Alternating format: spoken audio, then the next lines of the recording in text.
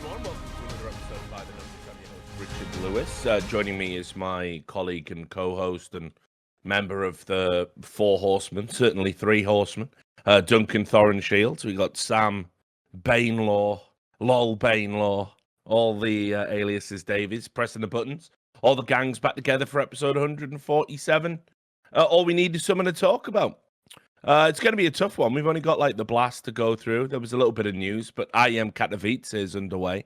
I saw as well that like Fallen had a really good game, so probably shouldn't talk about it. Probably shouldn't talk about any games this week. I reckon maybe is there any drama or anything we can get into? Like I'm not really interested in the game nowadays, you know. It's not feeling it, you know. Yeah. Well, there is some drama. Thank God for that. You know? Yeah. Unfortunately, there was some drama involving the Brazilian persecution complex. Which right, what's happened now? Come on. I was going to get into it. I don't want to start the show with it. Okay. We'll save those delicious morsels. I see, okay. Yeah, I'm not actually aware what you're referencing now. So there's a long story short, and I'll get into specifics. Obviously, there's like a tournament organizer. I know what you mean. The blast. Okay. And what they and so you should have just said Taco did a tweet, and then I'd know what you were referring to. Yeah, Taco did a tweet. There you go. And Trigger made a face. Basically, so yes. So right, now I know. I was thinking there's nothing real that's happened, Richard. What can you be complaining about? My mistake. I should have got it by the fact you said the persecution complex. I made the mistake of actually imagining it could be real drama, you know, as opposed to something incredibly minor. Yeah. What about you, Sam? You been up to anything? Been watching any CS, or you just playing Valheim by yourself? No, I've watched a few games of Katowice. Like I watched the C9 games at the start, especially because I wanted to see what they were looking like. Still the same, unfortunately, by the look of it. But no, not much. Yeah, I mean it's sad actually. I'll just say, 'cause, you know, the rule of thumb on the show is we don't talk about tournaments while they're ongoing. We wait until the end. Reasons. So exactly, because it's silly.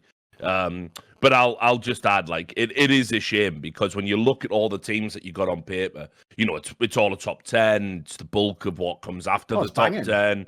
You know, there's only really complexity that didn't make it through, which is, you know, a talking point we might get into, because we might discuss the play-in. That sort of was a separate event. But I mean, if this was on LAN, you're probably looking at one of the all-time great events. Like, for sure, yeah. It's actually a shame when you consider, like, I know this actually was like a plan that ESL had or something for their big events going forwards. On LAN, I agree, it would be amazing. Because think about it, it's essentially the treatment you have for a major. Like, you have like a phase before where the teams that like maybe wouldn't get the invite could qualify. And so as you say, like mousesports is an obvious example, because in a world where I'm inviting teams, complexity is going to just get that invite, aren't they? They would never have to play for it. So the fact that mousesports won, fair fucks. Yeah, they won straight up series. Great, you know, great comeback as well. Although, like you saying off air before we went live, I mean, I'm not sold on the new. My jury's mad out on this mousesports team, you know. Yeah, my jury's arguing, like big time, like 12 angry men all up in that motherfucker, you know. But anyway, so what I will do is I'll talk about the sponsors, I guess. You know, they do sponsor the show, so love them. Been with us for years. Their content, they put videos out every day. You should go to CSGO on YouTube, sign up. It's wicked. If you don't have an account already, go to .com/RLS, sign up there. Big fans of them, and they've been supporting us for ages and enable me to give Sam a salary, which is great. Great thing to do. And of course, NordVPN. We've got NordVPN on as a new sponsor. So you can go to nordvpn.com/RLS, get 70% off, have a VPN. Definitely, you know, avoid that region locking bullshit when you want to watch that Britney Spears documentary or whatever the fuck going on in your life, you know. Who knew Justin Timberlake, when he was the absolute sex god, turns out he had some not so cool attitudes towards women he was sleeping with. Who knew? Who could have seen that coming? By the way, can I just throw this out there for a little morsel, right? Just to show you. Justin Timberlake. Yeah, for sure. Are you ready for this tangent? Here's the tangent, right? So, in case the penny hasn't dropped yet in all the time you've been alive, when mainstream culture tells you, here are your choices. Here is the menu today, sir. You can eat from this menu. You could choose choice A. Could be something you like. You could choose choice B. Could be something you don't like. Which would you like of the two? The first question you should have is, why are those my only two choices? Because everyone who's watching this show now had one take on the Britney Spears Justin Timberlake breakup, which is, but I heard from that song he made about like Cry Me a River that she once had sex with someone, therefore she is an evil bitch and he is just a good guy. Like, So the whole time he was just doing whatever he wanted then. Probably shouldn't have been taking sides on a bunch of people we don't know whatsoever, who are absolutely manufactured, cynically contrived manufactured personalities, who, by the way, they aren't even vaguely like themselves, all for some like shit real life version of a TV show, effectively, that everyone just bought into for years and years. What a waste of time all that shit was. Like, it's not even a joke. Mainstream culture was a fucking mistake. It was just a waste of time, isn't it? Just garbage. You know, like, you know what? You might think, oh, fucking boomer. No, the boomers, like, at least had something reasonable. Like, they were talking about fictional stuff like how cool Fonzie is. You're actually having shit opinions about vaguely real people. Listen, I know they're MK Ultra, hollowed out you fucking Illuminati drones or whatever, but, you know, in theory, real people tap all that and just make it. In fact, do one of those things in the best of my numbers where it's like, I'm like, stuff that I couldn't be said. Whatever, you can do it, Sam. You know what you're doing with that. Yeah, Sam just does the voiceover. At this point, Thorin definitely did not talk about the Illuminati. Yes. The real Britney Spears was not replaced. Because you know what I've realised? Those are, even though, by the way, actually the things that we do say are pretty funny, some of those make it funnier though. Like the one where I was just saying something about, like, I don't know, fucking Brazil or something. When you're like, would not refer to whatever. Like, that actually made it funnier. Because whatever you said was probably slightly better than what I was just doing some random, gotcha on a slam or something. Like, it made it sound like mysterious. If I think, oh, what did he say? That's not even that good. I probably just called him a cunt, if I'm being honest, Yeah. But yeah, so, that's a reason to get a VPN, all of that stuff. We can leave out the MK Ultra stuff. Thing is, though, low-key, that is actually a reason that I myself, even when I've had a VPN for years, never understood, which is the different online platforms that let you use VPNs do actually have different, like, tailored content to that specific region. Different. So if you just log into the same one through a different region, you can watch some, like, fucking thing that... Like, I'll give you an example. This is just a throwaway example. When last year that show, The Last Dance, was going on, I kept telling Monty all the time, oh, it's fucking sick, isn't it? You watching the next episode? He was like, what are you talking about? I don't have that service. I was like, yeah, you do. It's on Netflix. And he was like, no, it's only on Netflix if you're in Europe because, it was blacked out for America because it's like a different service or whatever. So if Monty had understood this service, he could have just fucking logged in and watched it the whole time, couldn't he? But obviously he's also a boomer. So he was like, look, Thorin, I live in the North American, man. I can't like... I must wait for the correct release date, what I mean? Man. Even though everyone is talking about this content online, I must disengage from the conversation. Yeah. No, but like, it's the thing with and that, then no joke, by the way, he did just send me like a WhatsApp like 3 months after we'd all watched it. Like, oh, it's fucking amazing. Like, Too late now, motherfucker. Get with the program, will you? We've all done that, haven't we, mate? Like, yeah, well, it was the same for Uncut Gems as well. It was the same for Uncut Gems. Uncut Gems was the other way around. Everyone in America was talking about it.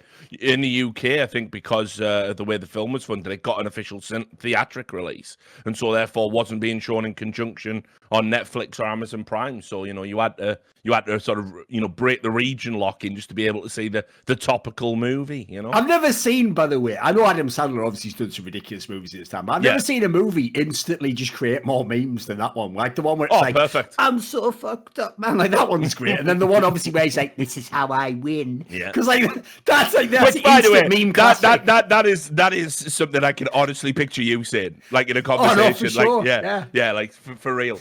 So unironically as well. Just, totally. With no self-awareness, right? Yeah. My Twitter. This is how I win. Yeah, completely. Yeah. So anyway, get yourself a VPN and see things like Uncut Gems and get a window into Thorin's mind.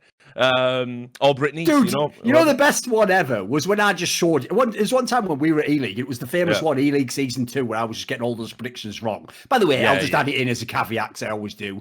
I went 0-7. Everyone else went 1-6, by the way. So I don't know why everyone always makes it sound like, they were all doing awesome and I was doing shit. But anyway, right? Because in this tournament, obviously, I just fucked the whole predictions the whole way. I even turned to Richard when the final was going on, right? And Optic was already at like 14-6 or so on the last map. So when they got to 15 rounds, I told Richard, watch this. And I just did a tweet, right? Just to obviously troll people and just go, you know what? Actually, fuck it. I'm calling it. Optic wins this. And mate, just go see if you can find the tweet. You'll actually have so little respect for humanity. Because, dude, all the responses of people like, you didn't even say that. Liar. What, you're trying to get? It's like, how fucking obvious is this? You're the idiots. Like, in this scenario, in no universe am I the clown for posting that. Like, it could only mean one thing, couldn't it, contextually? Oh, man. Like, how badly do they want to strawman people that they still get a win off that? Like, it's obviously trolling, isn't it? Because, that's one thing I've always found so disappointing, mate. It's one thing if people have drama when I actually say something like, vaguely political or something. The amount of drama that's just people who refuse to acknowledge I could ever be joking in a tweet. Yeah, but we've seen that as the advancement of like US culture. has gone on. You know, the idea that sometimes you can just be joking and it's okay. All of that's gone. I have noticed that if me or you ever gone. said something like, you know, if my enemies ever come for me, I'll keep firing until the fucking clip goes empty. That would be considered a you know, a fucking threat of murder, Richard. Yeah, they could just have, you know, not a metaphor. They could literally have a thing like, you know, ESL cut Thorin and just have like a fucking picture of a guillotine, and that's just harmless banter in it. So I did see that too. Just harmless pants. Strong uptake for guillotines. It's mad, isn't it? That's even a thing. Yeah, I know. Strong uptakes. But anyway, let's I don't know, we can talk about some Counter-Strike, I suppose. The Blast was the event. Obviously, we did the first two groups for their spring series, and there was another one to be played out while we were kind of in between shows. So I guess, you know, probably a good place to start. Yeah, so let me just bring up the results because I'm trying to remember which group we ended on. I think we did A and B, wasn't it? Yeah. And it was just C left to be played. Right, okay. I'm sure chat will remind you if that's incorrect. I think it was just C that we hadn't done yet. Yeah, let me just double check. Got to make sure. Because I'm almost certain we did the whole call storyline. We definitely did Group A. That we did quite a lot on that. Yeah. We did A and B. Yeah, that's right. Yeah, it's all coming back to me now. It's all coming. Because we even said, like, you know, EG was like still looked a bit dodgy, you know. Yeah, that makes sense, right? Group C was straight fire, though, obviously. Yeah. Yeah, well, I mean, obviously for you as well. You know, it's got the Na'Vi team. You know, one of the big storylines in 2021 is, you know, is Simple going to be able to get back to being the #1 player in the world, and Na'Vi going to be a team that can sort of live up to the reputation of having the crown, you know, of #1 in the world, which, you know, again, I said, I think over the course of 2021, you're going to see lots of tournaments divided up by lots of teams. You won't see one dominant force because you've got giants in decline. You've got new and upcoming teams. You've got whole regions that I think are finally going to have an opportunity to sort of travel internationally when we get back to that and spank a few people because they're not going to know what to make of them because we've all been in these regional bubbles. Everything is poised for a turbulent 2021, but in terms of competition, a good kind of turbulence, a heavy rotation. But I've still got Na'Vi as probably the team that takes the biggest haul of the trophies. But we'll talk about why in just a little bit. Let's start off with just talking about FaZe at this event. At Blast Premier and eschew what happened today, because obviously it's all been confirmed. Carrigan's back, Return of the King. They've got their complete lineup, but this was their first event with Twistzz making his debut, and their first game, just as luck would have it, is if it wasn't all a simulation.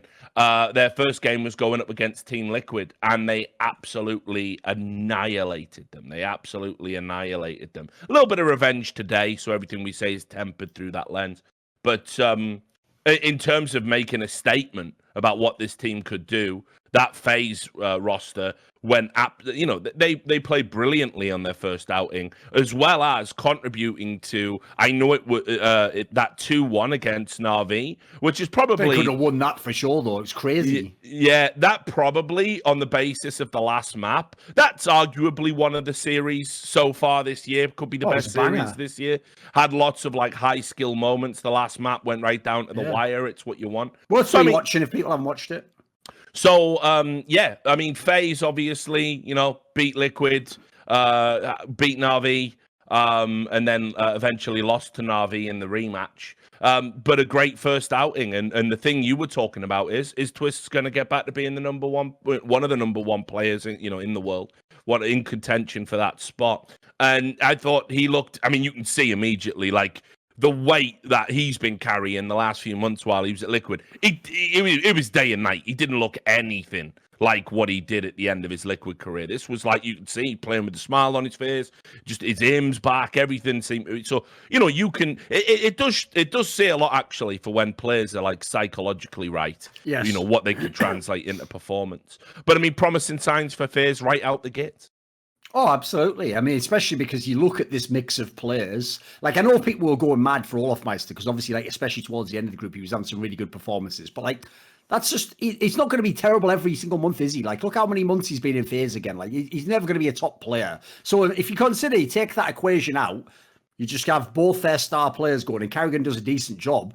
The fundamentals of this team already look half decent. I mean, they actually seem, even when Coldzera's calling, like they have a half decent sense of how to play. And quite frankly, the fact that Coldzera, as far as I can tell, was able to immediately use Twistzz effectively in a way that fucking Team Liquid couldn't for the last year and a half. That really makes me have my questions about Nitro and Stewie in Team Liquid. What the fuck were you guys doing? Because I'm not going to make it seem like there was definitely a way to fix it in Team Liquid. The problem they had is, as we've discussed many times, is when your roster is too good, it also actually makes it a lot harder to fix if there's problems with it. Like, for example, how do I just give Twistzz what he wants? What if some of what he wants is what Naf wants? And maybe Naf's one of my best players now. So I don't necessarily totally blame the Team Liquid side, but I do think it is alarming that, like, Twistzz didn't need any ramp-up time. Like, I'd get it if he came in and he just, like, you know, in his fourth tournament for FaZe Clan is when he's starting to go, and you go, right, well, they must have worked with him. Or no, this just looks like, no joke, if you could have sort of actually let FaZe Twistzz pick what spots he had in Team Liquid, and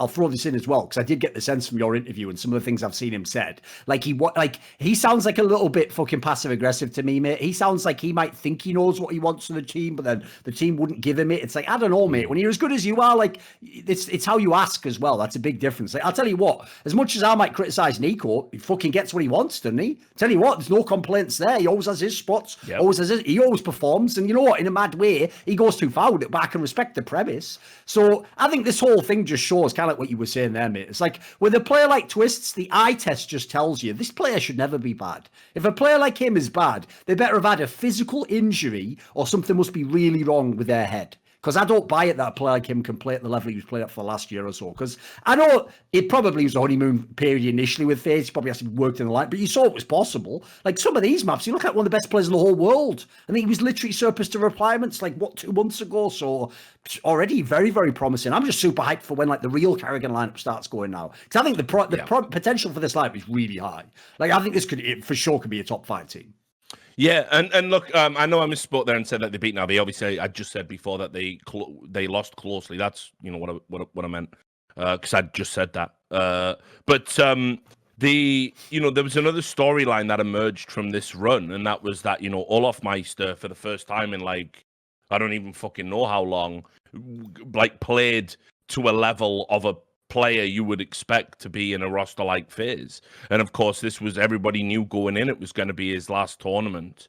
And so, you know, a lot of people have started saying, oh, he should stay on as a 6th. That was a popular sentiment that came across social media on Twitter and Reddit. Others where he shouldn't retire.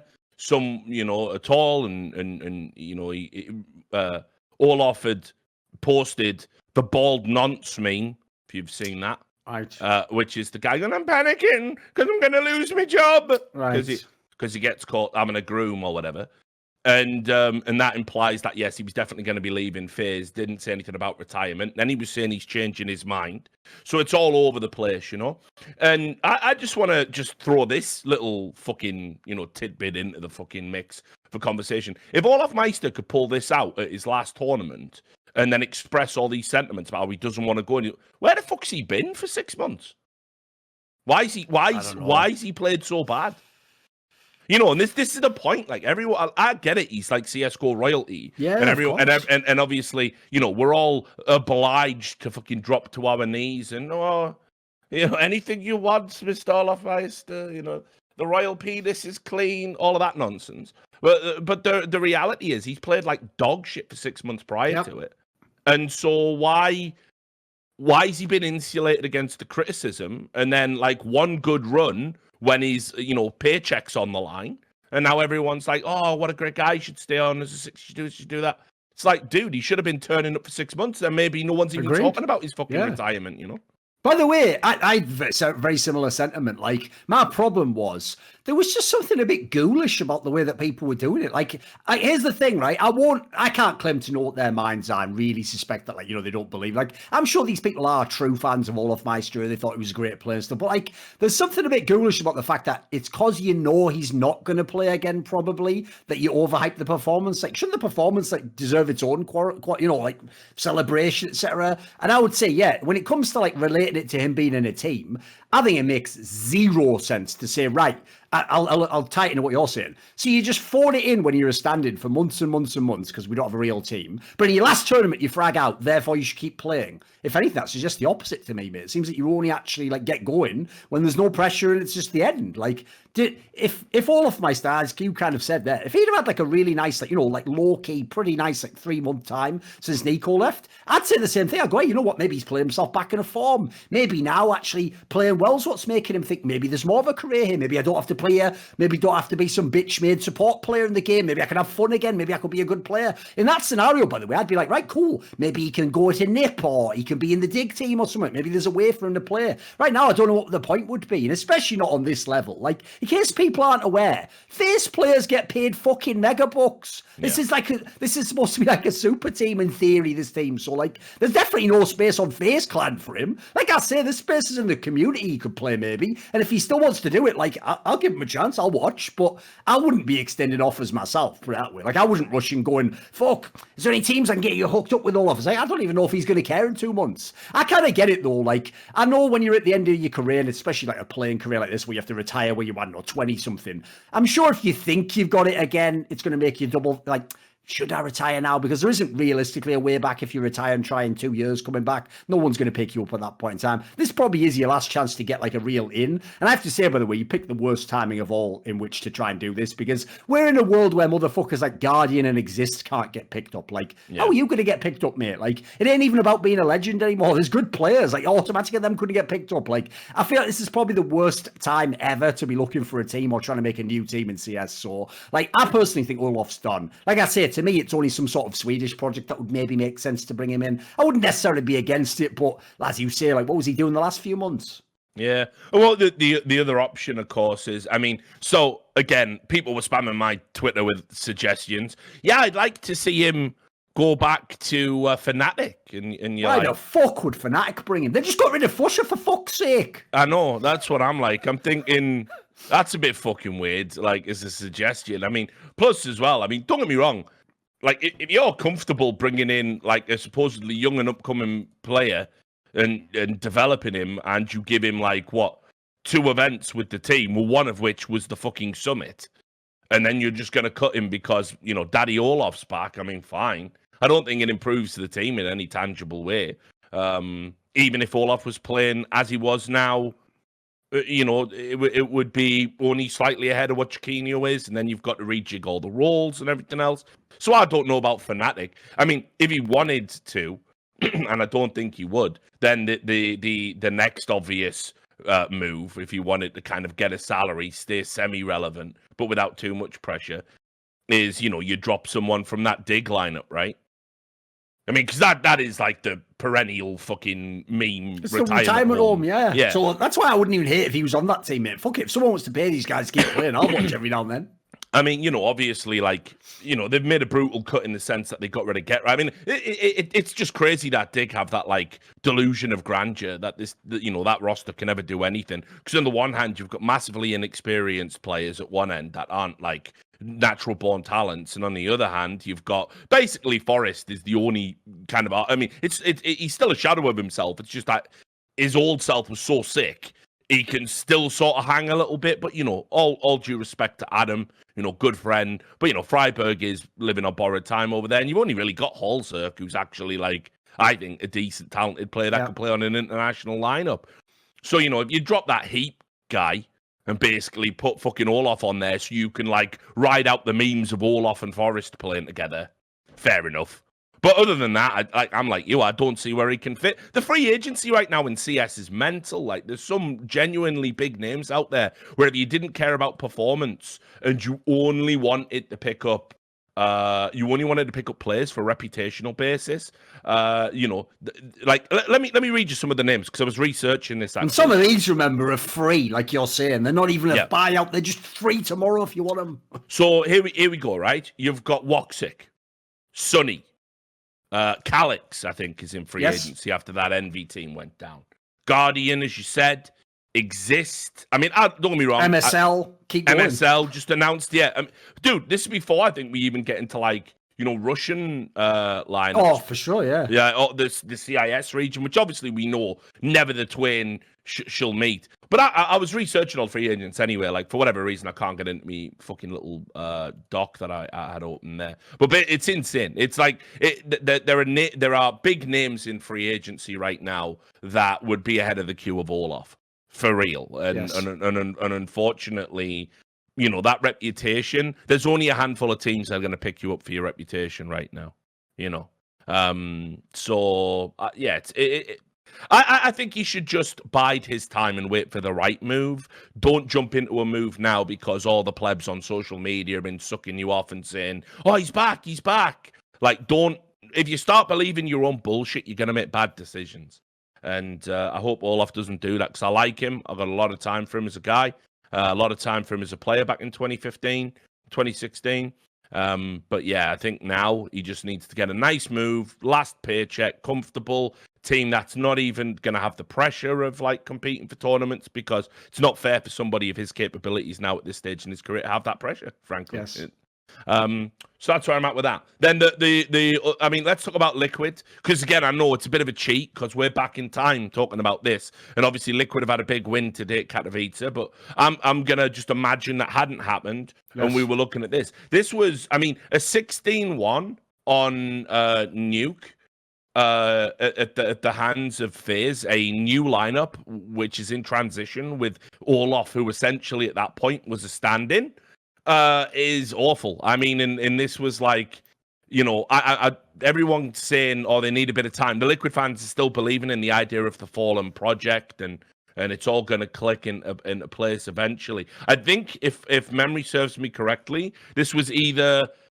I think this tournament was Stewie's last as the IGL. He called his last maps here, and now Fallen has moved over fully into the IGL. I believe they even implied it was the losses to FaZe in this tournament that made them hard decide to go to Fallen now. So yeah, because the most bizarre thing about all this, by the way, is it implies, which is alien to me, that they actually recruited Fallen just to only be an AWPer, which is what? To me, the whole point of recruiting him was I thought they were trolling when they said this. I assumed it was obvious that even if you didn't do it immediately, the plan was eventually to transition Stewie 2K to be a normal player and Fallen to be the IGL. That seemed like the main reason to recruit Fallen, surely. So I'm puzzled that they've kind of presented it this way as though, I don't know whether that's Stewie didn't want to give it up publicly or whatever, but to me, this was obvious, this move. It was inevitable. Why else recruit him? Yeah, totally. And so,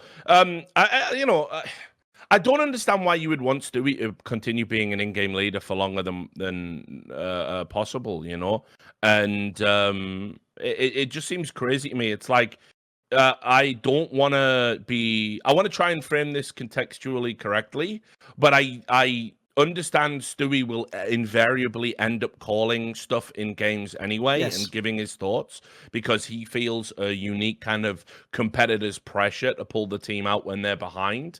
But I don't think he's IGL material. No. And I never have.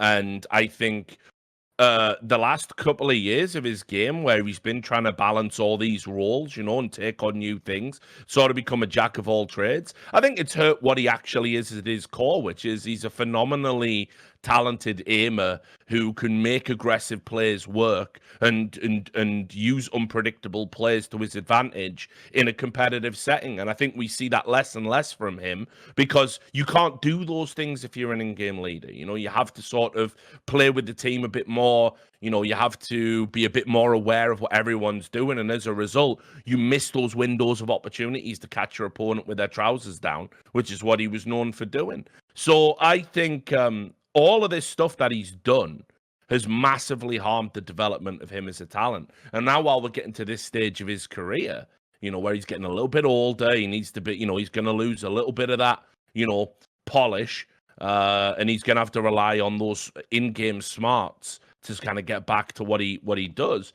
I think this idea of we can make him call and have Fallen as an AWPer, and we can have him call some maps. This is nonsense. I can't even believe Fallen would have agreed to this. I guess Fallen's smart enough to know that if it doesn't work out, he is next in line for the crown. But it just seems ridiculous that Stewie was it should have just been. They were playing with Fallen. We know this from the Twistzz interview. They were playing for Fallen for months before Twistzz was even out.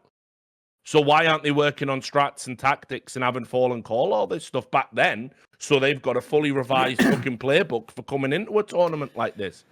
I'll answer that, even though it's a rhetorical question, which is, and this is the real reason I actually believe it, Richard. I don't believe for a moment that Stewie 2K, Team Liquid the team, and Moses the coach thought, as you said, in the past when they already knew they could get Fallen, that the best approach to that lineup was use Stewie 2K as the IGL. So I have to say, I'll have to go cynical. And this is one of those moments where people are like, you never criticised Team Liquid and Moses. Well, suck a dick, because we're about to. It's just an obvious place that you get extra months and events to not perform. It's another excuse. And guess what? Fallen knows all about fucking those, which is like, all right, fuck, we haven't performed in a while, probably going to get fired. Bring in a coach we'll never listen to. Like, mate, this guy knows all the tricks in the book. So unfortunately, in my opinion, the reason they didn't just from day one, like imagine if Carrigan joins the FaZe like he just has now, but they're like, oh, he's not going to be the IGL for the first couple of events though. And then there's just a dead period where if you fail, you go, well, now he's the IGL. Those don't count now. Memory hold those. Or he does okay and you go, oh, so we're just transitioning him. It's like this sounds like just nonsense to me. Like, Team Liquid as a squad, this is one of the reasons, actually, I even tie it to FaZe. One of the downsides of having people who can't be caught, like too many good names in a team, is they start doing shit like this, like rearranging deck chairs on the Titanic, instead of just fucking fixing the problem. If everyone in this team believed they could be cut tomorrow, if we don't perform at these next tournaments, there is no fucking stupid shit of like, right, well, because think about effectively, guys, the main problem in Counter-Strike, it's this. It's that the player is, in theory, supposed to be playing to win the prize money. Now, do these players, FaZe Clan and Team Liquid players, look like they're playing for the... No, they look like they're playing to protect the salary that they get every single month. That's a very different approach. And so I hate that in general. Like I said about the FaZe players before, when they were just like, whatever, the lineup's changed. Like, that's bullshit. You go all out. You get paid, mate. I don't pay you the 20k and at the end of the month go, it's all right that you gave me a 4 out of 10 performance. You still get you 20k. It's like, that's some level of fucking quality. So I personally think like Team Liquid, I know they're pretty lost as a team. I won't claim like obvious answers are there, but this one seems obvious as fuck. And so I have to say, I've got to take a cynical read on that. Like, I don't buy the idea. Remember, especially because Fallen's calling style, it's like, he doesn't need to come in and have like 6 months to implement a system, for fuck's sake. He's a smart guy. He's played the game forever. You're going to come in, all your players are going to listen, and you're just going to start picking it up. Because Team Liquid's not even doing that well at the moment. Like, I know towards the end of the year, they had that one little run. That was about it. So I don't know what you're even giving up if you just do the hard transition. You just get ahead of the problems. Whereas now, what you see here, they just lose a bunch and then wait, and now they've got some shit excuse to change. Like, all right. Because what doesn't make sense is this, like I said, what beggars belief is this. So if y'all had just narrowly beaten FaZe in all those games, you just stay with Stewie 2K forever. Doesn't even make sense. That's why I'm calling bullshit on that whole move. Yeah, it is strange. I mean, I don't know if it's maybe even almost like an ego thing that, you know, Stewie was like, no. I still want to be the IGL, and I still will be the IGL even when Fallen gets here. And it took something as disastrous as that 16-1, which, I mean, like I said, they looked fucking lost on a map that usually, I mean, you know, Liquid are competitive on Nuke, you know? So, yeah, I don't know if it took something like that to basically be Fallen like, come on, man. Like, I'm here for more reasons than my AWP, you know? And... Oh, I'm with you as well, by the way, on the Stewie 2K thing. Here's the thing. Stewie 2K has never been a great IGL. He's been a good IGL, a competent IGL, but that's the problem. Yeah. When he was an IGL, like when Cloud9 needed him, that was when they weren't at this level. Like, Team Liquid's supposed to be the team, where in theory, no one else needs to come through that door. We've got the pieces right now to be number one. That's the problem. Stewie 2K isn't like an IGL that's going to have his team be number one in the world. And not least, by the way, because like he's a guy who was always forced into that role. He didn't want this role initially. He just had to do it when no one else in the team can do it. And if you ever watch his style of play when his teams have him as the IGL, they're like exactly what you'd imagine. It's an IGL through the fucking eyes of the entry fragger. So like some of the early round stuff makes sense. Some of the other calls don't make any sense to me. So to me, I think he's a player where even if he offers to do it, it doesn't mean it's the right move. Like I think he's at his best when he's not the IGL, as long as he has the right IGL for him. And I think the team's going to be better with Fallen as the IGL. I don't know whether it'll work, but I think it's a better approach to Stewie. Like as you say, it was just wasting his talents, mate. It was just making him a worse player as well. Yeah, well, you know, he's going to have to step it up soon because, I mean, even in, you know, today's win, still wasn't a vintage Stewie performance. I mean, obviously, you know, Fallen did pop off. But, yeah, it's like, you know, there's a lot of Liquid fans that have a lot of goodwill towards Stewie, but I can see the shift. That's wearing off. And basically, if you went to the average fan before the Twistzz move and said, Stewie can go, Stewie or Twistzz gets to stay. You pick. They're all going to pick Twistzz to stay. And so that's not good because suddenly you're on a chopping block. I mean, you'll notice no one is talking about Grim, the new kid on the block. I mean, because he's arguably been, the most consistent performer on the roster since he joined. Yeah. So, Stewie needs to book his ideas up and find a way to work in this system. And Fallen has to give him the grace of being able to use him correctly.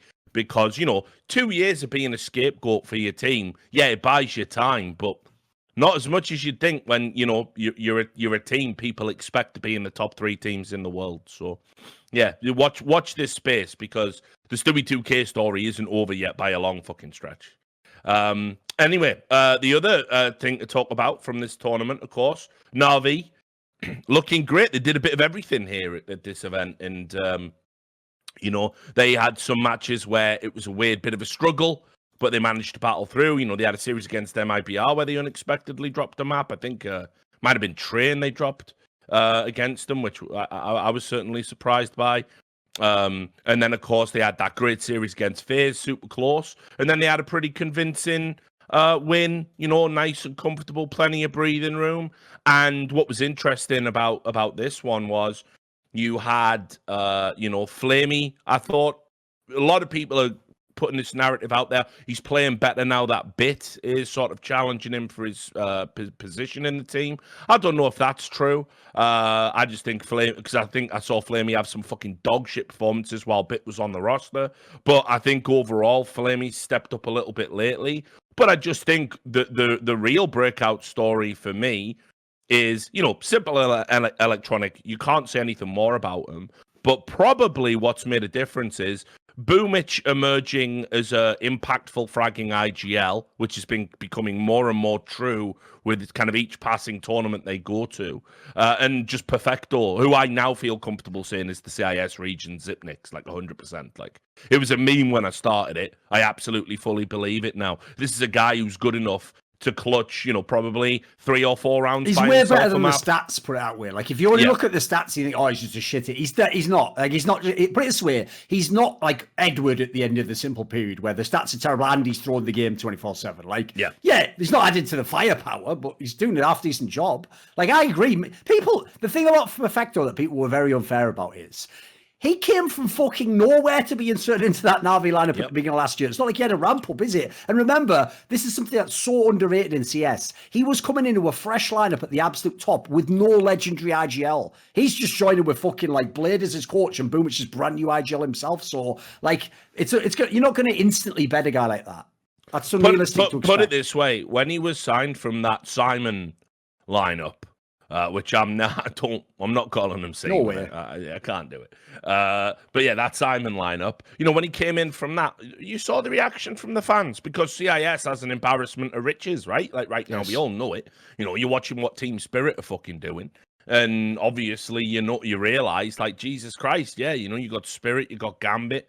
There's sort of probably some other players out there. Obviously, First Pro. Tons of players, Yeah. So, he was a guy that jumped the queue as well because a lot of people were talking about that Norbert guy as being like maybe another heir apparent in the CIS region.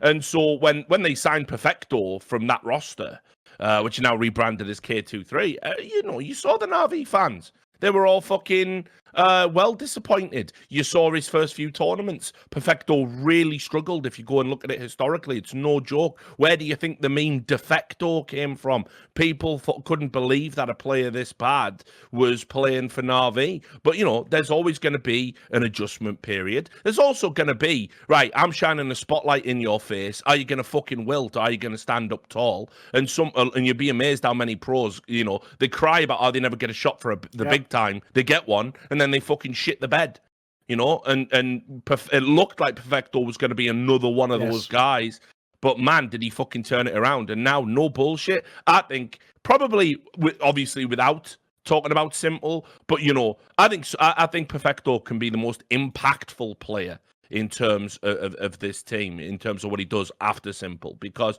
Simple gives you the foundation because he's like the best player in the world. And he fucking, frags out every game without fail. You'll notice no 2 and 17s in his Arsenal repertoire this year. Perfecto, on the other hand, is a guy that when a round looks over can do something smart and clutch you around, you know. And actually, if you look at this tournament, you look at this group stage, he was actually fragging ahead of people like Electronic on certain maps, which, you know, that's not part of the plan, but it's a wonderful luxury to have. It's another, his development is another reason why I'm so enamored with this Na'Vi team and think we're going to get in 2021 what I believe we should have had in 2020. So, you know, that they won the group and they did it with a bit of a mixed bag, you know, hard fought wins, overtime comebacks, and, you know, just clear clinical Counter-Strike on a variety of maps. I think if you look at each series, they proved themselves to have one of the strongest map pools in World Counter-Strike right now. Yeah, I think this is a great time for Na'Vi to peak. I've actually got them as my favorite to win IEM Katowice, so they go back to back as well. Put it this way, this Na'Vi team, this is one of the reasons why I've found that whole like discussion for the last 3 months of is Simple better than Zywoo, was it the other round? Just garbage. Like, people in this community, you're boring as fuck. You don't even have points, guys. Like, people, first of all, there's two approaches people take. They either just decide before they've even thought about it, like, I just like this guy, and then just irrationally argue for that guy with no context. Like, you know, make a point for your guy, don't contrast it to the other guy. Or the other one, and I find this just equally as boring, mate, is the people who make it like a fucking mathematical, like, analysis of just the raw stats numbers with no context added. Just like, well, this guy has 14 maps where he went 0.17 rating, and the other, it's like, this is nonsense. Like, you've descended into madness, guys. You are aware that the numbers you're talking about are an abstraction of a greater abstraction. You're just now arguing that as though they're the reality. Like, this is madness. So, to me, what makes it more interesting is to do things that is rich and ask things like, well, how are their teams different? Or what are the win conditions that are different? So, one thing that's very interesting to me with the turnaround of Na'Vi is this. For me, the obvious difference between Simple and Na'Vi's teams was that Simple, in theory, had better firepower on his teams. It's just some of it wasn't consistent in terms of turning up. And then Zywoo, I thought this was always obvious. Obviously, he had the better players in terms of, like, more complete players, more experienced, understand the game better. Now, that even made players out in terms of how they actually win or lose tournaments, because the way Zywoo always lost tournaments is he frags out and then there's never quite enough fragging from the others, so they come second or they come third or whatever, right? But their team plays fucking great Counter-Strike, and in fact, sometimes the tournament ends and you go, they were the best team, they just didn't win. Here's the difference. Simple, in my opinion, the reason why his team is way harder to play for than the Vitality team is because in Simple's team, he can do like twice as much as any other player, and then one of his teammates will just literally throw the game. And when his teammate throws the game, it's very different to not frag out and to throw the game. Those are two totally different things. I'd way rather be Zywoo's scenario, where it's like my players fundamentally make the right choices, play well, play around each other. Just sometimes they don't shoot the other guy in the head. Well, you don't always have to shoot the guy in the head to win the game. The problem is, until these last two tournaments, Simple could drop 45, mate, and one of his teammates would lose a key 1v1 or just fuck up a round early in the round for no reason or just die without doing any damage, and you're like, I don't know how you win these games. So I think that's what's making Na'Vi look amazing. Now, this is reminding me of when they had that IEM run last year when it was still on LAN. Like, when it all comes together, fragging-wise, they look like they could be the best team in the world. I get why you even called them last year to have the era. Like, they do look fucking amazing. The problem I always have is, at their worst, they can make it unwinnable for Simple in that game. Like, some of their players can be so ropey in terms of decision making. Yeah, but for me, the linchpin isn't even those guys. It's Flamie.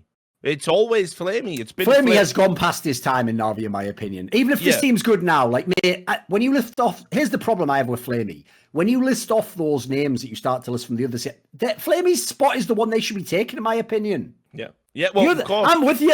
I think Perfecto actually somewhat earned his spot. I'm not sure what Boomers, but you know what? If he frags, we can keep him in that scenario. Flamie is just the guy where, like, he can't have 5 years where you're the X factor to a team that didn't win that many tournaments, mate. Like, in that case, you were fucking bad X factor, weren't you? Like, he was given a reprieve when Simple sought out Electronic and brought him in. Because if you remember, before Electronic joined the Na'Vi roster, like you said, Flamie was the X factor. He was the guy that was meant to be Simple's wingman, the guy that was going to pick up the slack and wasn't doing it. Remember, those two guys nearly joined fucking Made in Brazil, you know, as a package. That was a roster. It might have been Immortals at that point still, but I think it was still MIBR. But anyway, you know, that was what was being touted. If you want to buy Simple and you want to pay the mil or the 2 mil or whatever it was on the table for Simple, you better take Flamie as well for fucking, you know, 300,000 or whatever. And so those were the package. Simple said, I'll stay, but I want to get this guy. Electronic. For once, Na'Vi made a roster change happen for them. Electronic comes in and basically buys Flamie more time. During that time, he's got increasingly mediocre, sometimes objectively bad. Like when the only map you can turn up for and still reliably play on is Mirage, a map that more and more pro teams are moving away from, and it's being speculated that it's even going to be out of the map pool. You should be on fucking borrowed time. And then it just so happens you're from a region where I'm watching not only the great comeback of the old Vegas Squadron guys, like Chopper and Mira fucking back and playing in a team. You watch Team Spirit go up the fucking world rankings this fucking year. They're outrageously good. And yeah, it is contingent on that lineup. You break it apart. I don't think they can survive. But, you know, guys like Magix, who the fuck's this guy? He's fucking sick. That's what he is. So, you know. Gambit players, mate. Like you say, there's an embarrassment of good players in that region. You can just do anything. You can just do anything. You don't even need, you know, because Simple's a hybrid, you don't even need to start breaking it apart and thinking about, like, traditional lineups. Well, he's an AWPer and he's, you know, you've got Simple. Simple is the ultimate flex player, you know, so you can do anything you want with him. So, yeah, you can go out and get any other player in place of Flamie. Now, I don't know why they haven't done that. I don't know why Flamie is so beloved by the organization. He's certainly not beloved by fans, by the way. He's not like a fan favorite. A lot of people are sick of him and think he cruises by. And then when he does these interviews, he's always like really insipid. You don't think he has a competitive spirit inside of him. And so, yeah, he's playing really well at the moment. All the things I've said about this team are all contingent on either him maintaining the form he's got currently at the start of 2021 or them replacing him with any other jewel in the CIS crown right now. But regardless, that core four, I'm with you. Perfecto, you don't even think about replacing him. He's perfect, like where he is right now. Can do it all. And yeah, I think Na'Vi showed here at this tournament, I think they are ready to finally go and win some big trophies in 2021, and they got to number one in the HLTV rankings. A lot of people say that's a little bit artificial. Might agree with that. But I'm going to guess it's because they just gave like a massive amount of points to winning the Blast Global final or whatever. Because from I know I haven't done my rankings in ages, but I'll do some soon. Like I'm pretty sure in my rankings, if I had to guess, like Astralis is probably number one. Like I think about how many fucking tournaments they were like deep in the last 6 months. But like I'm guessing they just gave 1 billion points to the global finals, you know. Yeah, totally. Well, yeah, it is that. And, you know, but when you take into consideration, you know, we've got this weird situation with like Apex and Vitality, and he's back now and apparently ahead of time. Like, this wasn't necessarily the plan. There's some fuckery in that story. It's just the problem is, it doesn't seem to be any real, like, in terms of like the stuff it seems like whatever drama it is seems very minor, and they're just doing some weird PR job with it, because it doesn't even feel like a sexy story. It's not when I'm like trying to dig into it, fucking, what's going on here? It's like, it doesn't even sound that interesting. I know they've made it a big deal. Yeah, it just, I don't know. Probably he's had a fucking meltdown. Like, if you would ask me, call this, and I know all these guys going all the way back. No, you know, one of the scenes that I used to have a lot of intel about was the French scene. Sure. So much so that I used to break all the roster changes back when I used to do that shit. Before even Vacam, who, like, you know, they were all cozied up. I'm sure they were all charitable, though, and didn't just call you a liar or imply, you know, you're making it up or whatever. Well, no, actually, the French guys have always been real good to me because, you know, a lot of them came over from Source and, you know, they dominated the last 4 years. I meant the Vacam people. I was joking that. I'm assuming they all just pretended like you're just making it up when you just have like their Source or whatever, you know. Oh, no, it would always be the, we knew about this but wanted to respect the players' wishes. Now here's a report. You know, so whatever. Fuck them, idiots. But anyway, you know, you know, those guys have always been pretty much forthcoming, you know, always grab a drink, always have a chit-chat, you know, always tell me what's going on. And if I was a betting man, I would just say, like, Apex has just had an absolute fucking meltdown. He's probably kicked off after they've lost the game. And I think the coach has said, like, you know, this is, like, negative behavior that can't be allowed to continue. Sit an event out, recalibrate, calm down. You know, they were in the spotlight a lot. I know the players, from talking to people behind the scenes, they really resented getting accused of stream sniping. Oh, for sure, yeah. They really didn't like that at all. And so, you know, I think basically the plan was to maybe leave him out for a couple of events. I think he sat one out and watched what's happened and gone, right, fuck it, sorry, my bad, and just come back in. I don't think that don't make a lot more sense. Yeah, I don't think it's like a big fucking drama. Like, is Apex on? You know, is he gonna leave? No. It's like if anything, it speaks to how much of a fucking godhead Xqtzzz is. Yeah, that he's just identified potential flash fire conflict in his lineup, and he's nipped it in the bud immediately and said, sit an event out, right? And you'll come back and you'll feel different. And obviously Apex has said, no, put me in, coach. This is Katowice. It's the big one. Look at all these teams. You know, we should be in contention to win this. If Shox is the IGL, I don't think we are. Please, I'll come back. I'll be good. And Xqtzzz has gone, yeah, all right then. You know, meanwhile, you know, in Team Liquid, again, just to fucking show you, so you know, the difference. Twistzz and other people on the team that he never named or identified were having interpersonal problems for months, even to the point where they were playing with a stand-in that went to become their full recruit while he was still on the roster. Like, that's, you know... That's so absurd, isn't it? Yeah, it's day and night. So I'll give credit to Xqtzzz in how he's handled this situation. And I hope... Seems like you're generally just nailing it completely as a coach, mate. Has that guy put a foot wrong yet? Not really. I can't think of anything absolutely like an absurd error of judgment or a mistake.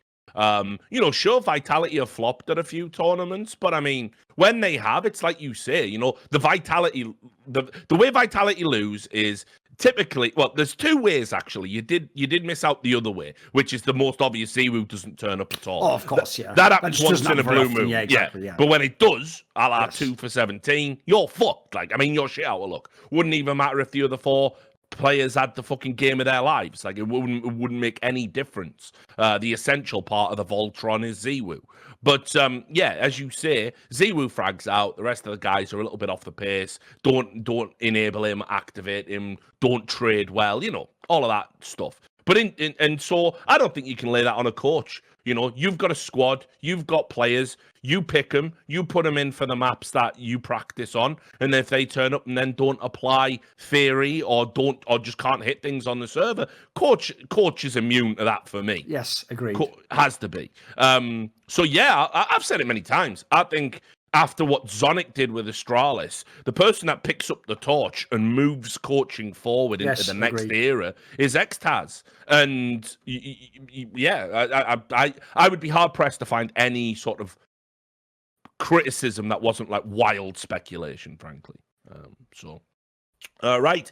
So that was the blast. Obviously, Na'Vi went through. We're going to get those finals coming up soon. There were some news stories. I tell you what, though, because like that, we've rattled through that in under an hour. I guess we'll talk a little bit about the Katowice Play-in. We may as well. Right. So for those who don't know, basically, the IM Katowice had 8 teams that were already through, but then there was an opportunity for 8 teams to go and join them. They had what they called a play-in, essentially a qualifier. It was absolutely stacked in terms of the talent that was there. I mean, I was like, holy shit. Like when Tucerto said to me, Rich, we want you to cover IEM Katowice. Can you do a preview and like maybe do like a 20-minute preview with Maniac or something? I was like, how the fuck do we do 20 minutes on? Have you seen the qualifier? And mate, this qualifier is better than any fucking Flashpoint tournament we've had. No joke. Look at it. This is pretty legit. Yeah, the qualifier was just better than like just a lot of fucking tournaments, frankly. I mean, again, you know, I don't want to keep banging on the summit, but holy shit. So loads of interesting storylines. I'll just pick a few ones out. I want to talk about Spirit more, obviously on the show, because they're a team that like because of the region lock-in with the pandemic, they're doing all these great things in their region, and you don't often see them play against like international lineups. And so they had an opportunity to do so here, and they knocked it out the park. They beat Cloud9. I'm not happy about them being best of ones at any point in any tournament, frankly, let alone a qualifier for one of the biggest tournaments of the year. But that's by the by. It was basically play 2 best of 3s in a day or play a best of 1. I'm sure with the teams that won, were happy to play the best of 1s. I'm sure with the teams that lost, like, why isn't it a best of 3, man? You know, so whatever. But yeah, Spirit beat Cloud9 in a best of 1. And then beat Big just flat out 2-0. Keep in mind, Big won their group at the Blast. And we're looking really strong. And Maniac called this in the preview we did. He said, Big is a team that is prime for an upset loss to Spirit. And he listed all his reasons, and lo and behold, he's only gone and cracked it and done it again. But this Spirit team here, they are just so good. What's mad about this? Everyone's talking about Dexter. He's sick. Dexter Jester wasn't even really a factor in this win.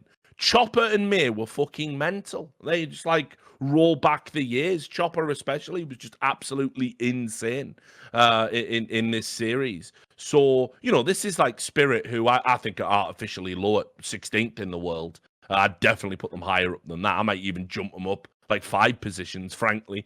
You know, beating the 4th team in the world and doing it 2-0 and doing it clean. And I said in that preview, Spirit are going to go and they're going to spank some of the big boys. And that's what they did to G2 today. I mean, like, this is a fucking legit team, dude.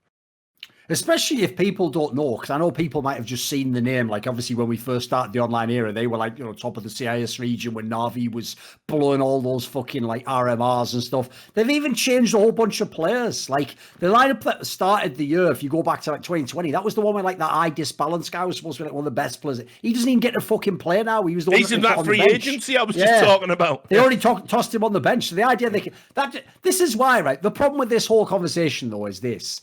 This just makes me feel like Na'Vi is in some kind of nightmare MIBR scenario where even though you're the team everyone in the region wants to play for, right, there must be a special price for Na'Vi and MIBR that doesn't exist for the other teams, Richard, because you look at some of these squads, they'll just give players to VP to fucking these other squads, and then Na'Vi can never get any of these straight fire players. Something doesn't add up with that. Like, I don't know what it is. I've still never figured out quite what it is yet, because the problem is, in the Brazilian scene, I do get the sense that they just realize, like, if MIBR comes calling, it's your lottery ticket, so just, you know, hold out for as much as you can. It doesn't feel like that's it in the CI. I don't know if it's like some sort of like, I can't even speculate what it is, because it almost seems like teams don't want to make money, because Na'Vi could buy these buyouts. They could pay them. So like, I still don't get it, because like the last few years, I've said it many times on this show, people just don't know how much talent CIS has. It's always had it. It's just the difference was they didn't have a chance to show it. I think this online period where just all these teams are able to get all these upsets, you're just seeing the talent. I don't know how many of them make it to land, but I agree, like the core of the Spirit players look really, really good. The problem is, it's like all of those teams. It's like you look like who's the IGL going to be? Are they going to be a top 10 team for going to LAN if they have to play like against none of the teams in their region and your teams get used to playing them over and over again? What happened? So I don't know. I feel like they are a little bit adjusted, like artificially boosted by the online period. But then again, these players, some of them are quite experienced. Maybe they're 2 years from now, they're the straight fire LAN players. Who knows? Yeah, I mean that's the next question, of course. Yeah, we got to get them to some LANs, see what they're gonna do. But I imagine, like, when we get back to, you know, regional major ranking events, I mean, Spirit are going to be right up there in that. Yes. You know, they've got a very good chance to go to the major, I'm pretty sure. Yeah. So, you know, I think we get to see them at that major at the end of the year, and then a lot of questions are going to be answered. I'll back them. I think legit. They got that CIS region dark horse written all over them, like so many teams in the past have. So there was that result. Then what else happened in this fucking insane playthrough that we had? Let me just bring up the bracket again. Yeah, well, I'm just gonna go down the list. So obviously there's the Cloud9, an inevitable Cloud9 discussion again. All I'm just gonna say about Cloud9, because I know it will repeat some of the things I said before. And yes, it's only their second tournament with Xyp bedding in, but they keep picking Nuke and they keep losing Nuke. And even when they win Nuke, it's the most labored performance in a win on your map you can possibly imagine, like an overtime win. Like, that's what happened against Movie Star Riders. That's where Cloud9 are. They labored to beat a Spanish team on their own map pick. I think they've got to start really revising their opinions about what they are good at and what their map pool should look like. Because their Inferno was disastrous against Spirit. It was amateur hour. It was literal Cloud9 bullshit. And, you know, and then you go on to this series against Movie Star, decent first map. Then it's your pick, right? Your pick in international level Counter-Strike. Your pick's meant to be easy. It's just meant to be the one you have in the bag. It's how the whole concept of best of three really works at its core. That, you know, you have a map, they have a map. You might be better on their map, they might be better on your map, and then you have a decider, and that's an open. That's just going to decide who is the best overall. So you can't come to international level Counter-Strike with your map being your best results on it are like 16-14s and 19-17s. You can't do it. And incredibly, I thought they were right when they cut Woxic because he was a nightmare, just super aggressive, pushing everywhere. And now they've got Alex, a different kind of AWPer, a passive kind of AWPer, and the Nuke has got worse. It's actually provably, measurably got worse since they've made all these changes. You know what? Normally, obviously, we just give our thoughts separately. But I've got a question for you, actually. Yeah. Because I have to say, even though I've said on past episodes, I do like to watch Cloud9. Like, I think actually they have a decent enough team. They actually play half-decent Counter-Strike sometimes. They're always in close games. But I have sort of gotten past the point where this specific 5-man lineup where I feel like it's going to happen. Because my problem is this. The two guys that have all the pressure on them are the two young NA players. And basically, we're not just asking them to be good. We're asking them to be like the star players of the team. Even if one makes it, like, I don't know, the idea that both are just going to become bona fide, like, tier 1 stars, which is what you want if you're Cloud9, feels implausible. Like, maybe Xyp9x makes it, but is Floppy going to? I don't know. The idea of both make it. So I have to say, when I look at the team, obviously AWPer is a spot they don't really have locked down, like Alex is trying to do it. I have to say, mate, if I'm them, I'd be fucking calling Guardian up. He says he wants to play again. If he puts in the hours and he's willing to do it, listen, I know he has to turn the shit around, but like, there's not many players that I think are actually possible of going from his level back to the top. He's one of the few I'd put my money on. So if he's actually truly into it, they need an AWPer, mate. I wouldn't necessarily hate that idea if they want to try and pick him up. Yeah, I don't know. I think Guardian's done. You know, you think he just wants a paycheck as opposed to necessarily be the best? It is hard to tell that, I have to say, when people say they want to come back. Yeah, he's like a tough one for me because, like, I'm like you. Like, I remember I've followed his career all the way back to when he literally first came in to that Reason gaming lineup when he replaced WT and no one knew who he was, and he'd played like some 1.6 matches, I think, at one point for a team like called fucking Necro Razors that were based in like the Czech Republic or something. And like, you know, everyone was like, you know, in Source you can't replace WT with anyone. And then Guardian came in, and not only was he a good replacement, within about 2 or 3 tournaments he was better, and we realized we were watching probably the best AWPer in all of Source history. And then he continued, went into CSGO, and, you know, fucking hell, the rest is history. Easily the best player, you know, who's going to go his entire career and never get a major. But all of that said, I just think I don't think he's the one who gets the fairy story. I don't think he is. Right. You know, like there's always one old pro who gets, like, in any sport that gets to their 30s after a massive decline, says, no, I'm really going to come back this time. I can definitely do it. Gets the chance and actually delivers. And I just don't think it's him. There's a lot of intangibles there, you know, overall attitude, general decline. You know, I mean, there's a physical aspect to Guardian. Like, he's played through some pretty gnarly arm injuries. Oh, like, for sure, yeah. And we don't talk about physical injuries and stuff like that. He's had carpal tunnel as well, I think, at some point in his life. So, you know, for an AWPer, all of these things are a problem. Recently married, you know, another intangible, right? You know, you get a little bit comfortable. Priorities change. Do you want to be on the road when we get back to LAN? Stuff like that. I don't know. For me, I don't think Alex has been a terrible AWPer, right?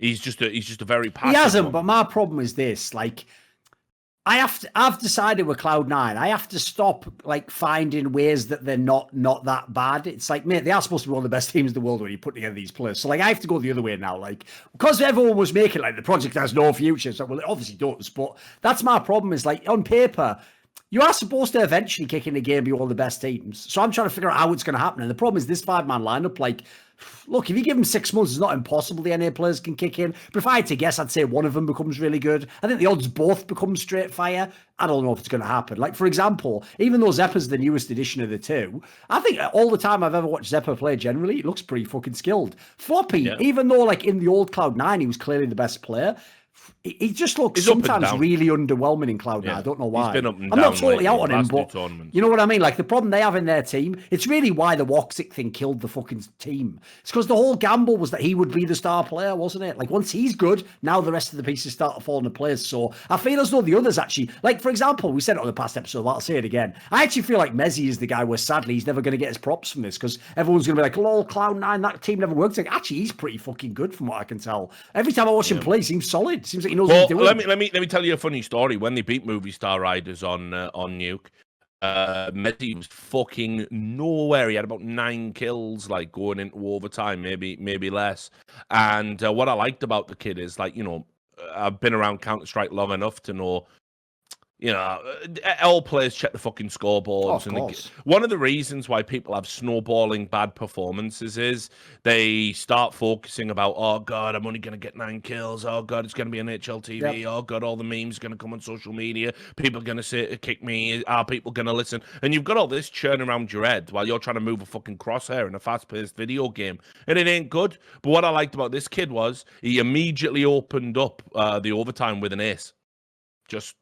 like it was an ace with a 1v3, I think. And it's like, okay, that says to me that for a young player who's under pressure, the likes of which he's never seen before, this kid can reset when he needs to. But where the Cloud9 project has kind of made a mistake is you are relying on developing essentially 3 players all at once. And I think that is not going to give you the window of time that fans and CEOs and owners are going to tolerate. Oh no, it's good. As I just said, even if one of them makes it, how do you know the others do? It's like that's fucking hard to do that. Yeah. Because let's face it, one thing we've also had to learn from watching this team is like, I said it when he was coming in, but I went that to like make people not hype him too much. But like, let's be real. Esatag can certainly play in Cloud9, but he's not going to put a lot of production in terms of frags, is he? He's just not that player. So the problem is, it's all well and good you've got him and he's a name and all that, but like the problem I have with their team is where are the stars? That's the only thing I feel is lacking. If they had even one that I knew could turn up every game, now they'd start to get some of these fucking wins, mate. Yeah, Nuke has got to go for me. I think it's also baffling how many times they lose their own fucking map pick and go to map 3. Yeah, exactly. It happens all the time, doesn't it? They're winning on other people's maps, and then because of this idea, and listen, I like Alex, but I'll lay it on his fucking doorstep because he's the IGL. Like, you have to realize at some point that yes, you can theory craft something and realize it should work. If everyone does what I say, it works. But not everyone can do what you say. Not everyone can grasp like macro concepts in a game, micro concepts in a game. Not everybody has that type of mind. And Nuke is one of the more complicated maps in Counter-Strike. It's one where there are some positions on that map that you must absolutely be able to be reliably lock down, or you will lose the CT side, which ostensibly is meant to be the easier side historically. So when you are continually falling down in those areas, there's plenty of other maps. You can leave Nuke in the rotation. You can maybe have it as the one that comes up third, but you need to go and specialize in another map. And my advice right now is, in terms of what keeps coming up and what comes up most commonly as a third map, make it Inferno. Yes. Maybe, because you shouldn't be that bad on Inferno with the players you've got. They've played in lineups that were good on Inferno. Alex played in that Vitality roster that was sick on Inferno and stuff like that. So, you shouldn't be losing 16-7 on Inferno. So that's where I would focus anyway. But yeah, we're getting to that stage now, and I'm sure they all know it, that next, you've missed out on this big event, biggest event of the first half of the year, one of the biggest events of the year. You're gonna, if you don't sort it out soon, the fans are gonna fucking be in Jack's ear, and something will end up changing. Someone else will have to fall in the song. Keep in mind, you've already cut a star player and you've already cut your coach, and you've done it early in the project. Yeah. So those are the first things that would have gone. Agreed. So yeah, it's things are looking tough over at Cloud9 right now. What else went down? Sorry, I'm just going back to the bracket. Oh, here you go. Here's a mad one. NIP? Fucking hell, where did this come from? Battered Complexity, right, who just had a flawless performance in their group at the Blast. Didn't drop a single map. NIP, betting in this new young player's ETR. But all right, it's a best of one. Their reward, Nightmare Mode. You're playing Virtus Pro, one of the upcoming teams in World Counter-Strike. I think up to 5 in the world ranking, 6 in the world ranking, something like that. And you've got this new roster. But no problem. No problem at all. They have very solid tactical wins. And even though ZTR was, again, like sort of a non-factor in this game, Plopsky went insane. And what I just loved about watching this game, watching this series, was you could see like the weight that has been lifted in terms of who can play where and who gets space and what roles people are playing without the specter of Twistzz over this fucking team. It's incredible. It's freed up guys like Plopsky to go and get his kills and play more aggressive positions. Guys like Rez don't have to worry about being like a fucking, constantly thinking, well, what do I do when Twistzz dies or fucks up? It's great. Like, one little change. It's not so much about ZTR coming in for me as it is about Twistzz going out. But what an unbelievable start they've had. Like, just 3, mad legit wins on the bounce. And you look at some of the teams, like at the point where you're at the qualification part, the upper bracket and the lower bracket. This big name teams didn't make it through this tournament. So this is an enormous move for NiP because they need like a deep tournament run. Because as I said on the past one, the problem that old lineup had was they actually were too close to consistent at their level. Like they never had the big one-off run. So like this team is dying for like just one time to crack the top 8, to make a sexy run to a top 4 off some upsets. So maybe it's time. Yeah. Well, I think pieces are there. Yeah, I think I said it when they had their first tournament with ZTR, and I'll stand by it. I think this is a lineup you can be cautiously optimistic about. Especially with you got threat behind them and all that. Like it's very, very promising. I suppose the flip side of this coin, complexity didn't get through. Obviously lost in that best of one we just talked about. The real heartbreaker, if you're a complexity fan, of course, is the mousesports series. Mousesports betting in a new in-game leader in the form of Dexter, and I think this mousesports team will fall to pieces without Carrigan. Agreed. I have no high hopes for them. BMAS already looks lost without him. A-Course so far, failure to arrive. And, he's probably, got some thoughts about, shit, what a time to join. Would he have still joined if he knew Carrigan was going? Who knows? But anyway, they were able to battle back against complexity, and it looked like a complete capitulation. It really did, because complexity were, I think they had 5 series points on Dust 2? Something like that, right? Yeah.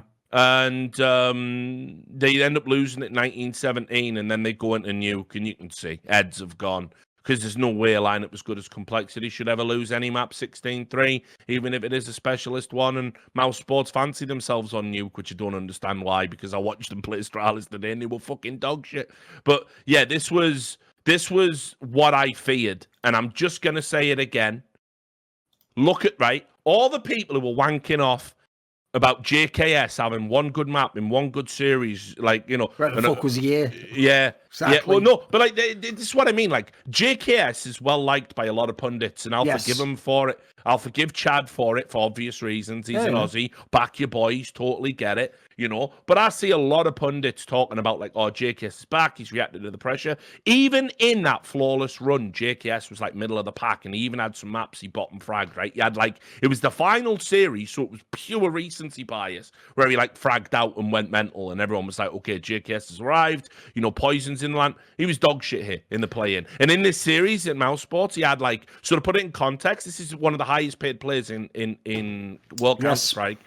0.68 HLTV ranking across the match. That's give me a break. Give me a fucking break about saying how this guy's back. I think this is going to go down as a snacks-like move at this stage. Oh, I'm with you. Put it this way. One thing, I'm glad you did it there. One thing we have to start doing is we've got to stop making it the buyout and the salary, that's just to get them into the team, and then we treat every player as though they're all equal in the team, and we just go, wow, you fragged out, and no, we treat you based on what we know about your career, the context. So if you're JKS, I don't care if they win the fucking tournament, mate. If you aren't close to one of their best players, I'm looking for you to be cut eventually, mate. Why the fuck are you in this team with this roster? Well, contract, rather. Why have you got an enormous contract, paid probably a fucking king's ransom to get you? At that point in time, by the way, if they can win and you're just okay, it's probably time for them to replace you and go to number 1 in the world then, by that logic. That's one thing I think is so whack. Because as you've said, there's 2 factors behind this. One, yes, he's a guy who there's no reason to dislike, I'd say it that way. Like either someone like Chad knows him as a friend, or the others just know he's not a shit talker, he seems like a nice enough guy. And then secondly, because he was the carry of, at the times, quite an underwhelming Renegades team for so many years, people almost feel like karmically we're supposed to just say, right, well, now you get to get carried. No. That ain't the way it works. Like, there is no, like, well, you get to carry them and then they carry you. No, nobody should be carrying anyone. What are we talking about? Like, I agree with you, mate. At the moment, I have to say, when I look at JKS in this team, like I said, the first month or two were pretty decent. Then I was like, maybe it's just, teething problems. It's been in the lineup a while now. Like, it's just not worked. This move has not worked. And quite frankly, when I look at this 5-man lineup, this 5-man lineup ain't going to the top of the world, mate. Come on. Well, no, but listen, I'd be surprised if they're even top 10 in the next 5 months. I think so I'm not with you there. I think this team, right, is one. They just picked up the wrong player. Here's what happened. They got fucking stars in their eyes, mate. They saw JKS was available. They got completely fucked over by Obo. I know he's just a kid, so we forgive him for it. But man alive, don't tweet that you want to come back to Europe after you left Europe because you said you were fucking homesick and stopped one of the most exciting teams. Just keep that one on the QT. You don't have to tweet every fucking thought that comes in your head, even if it's about your employment prospects. Now, anyway, that's a life lesson that you'll learn moving forward.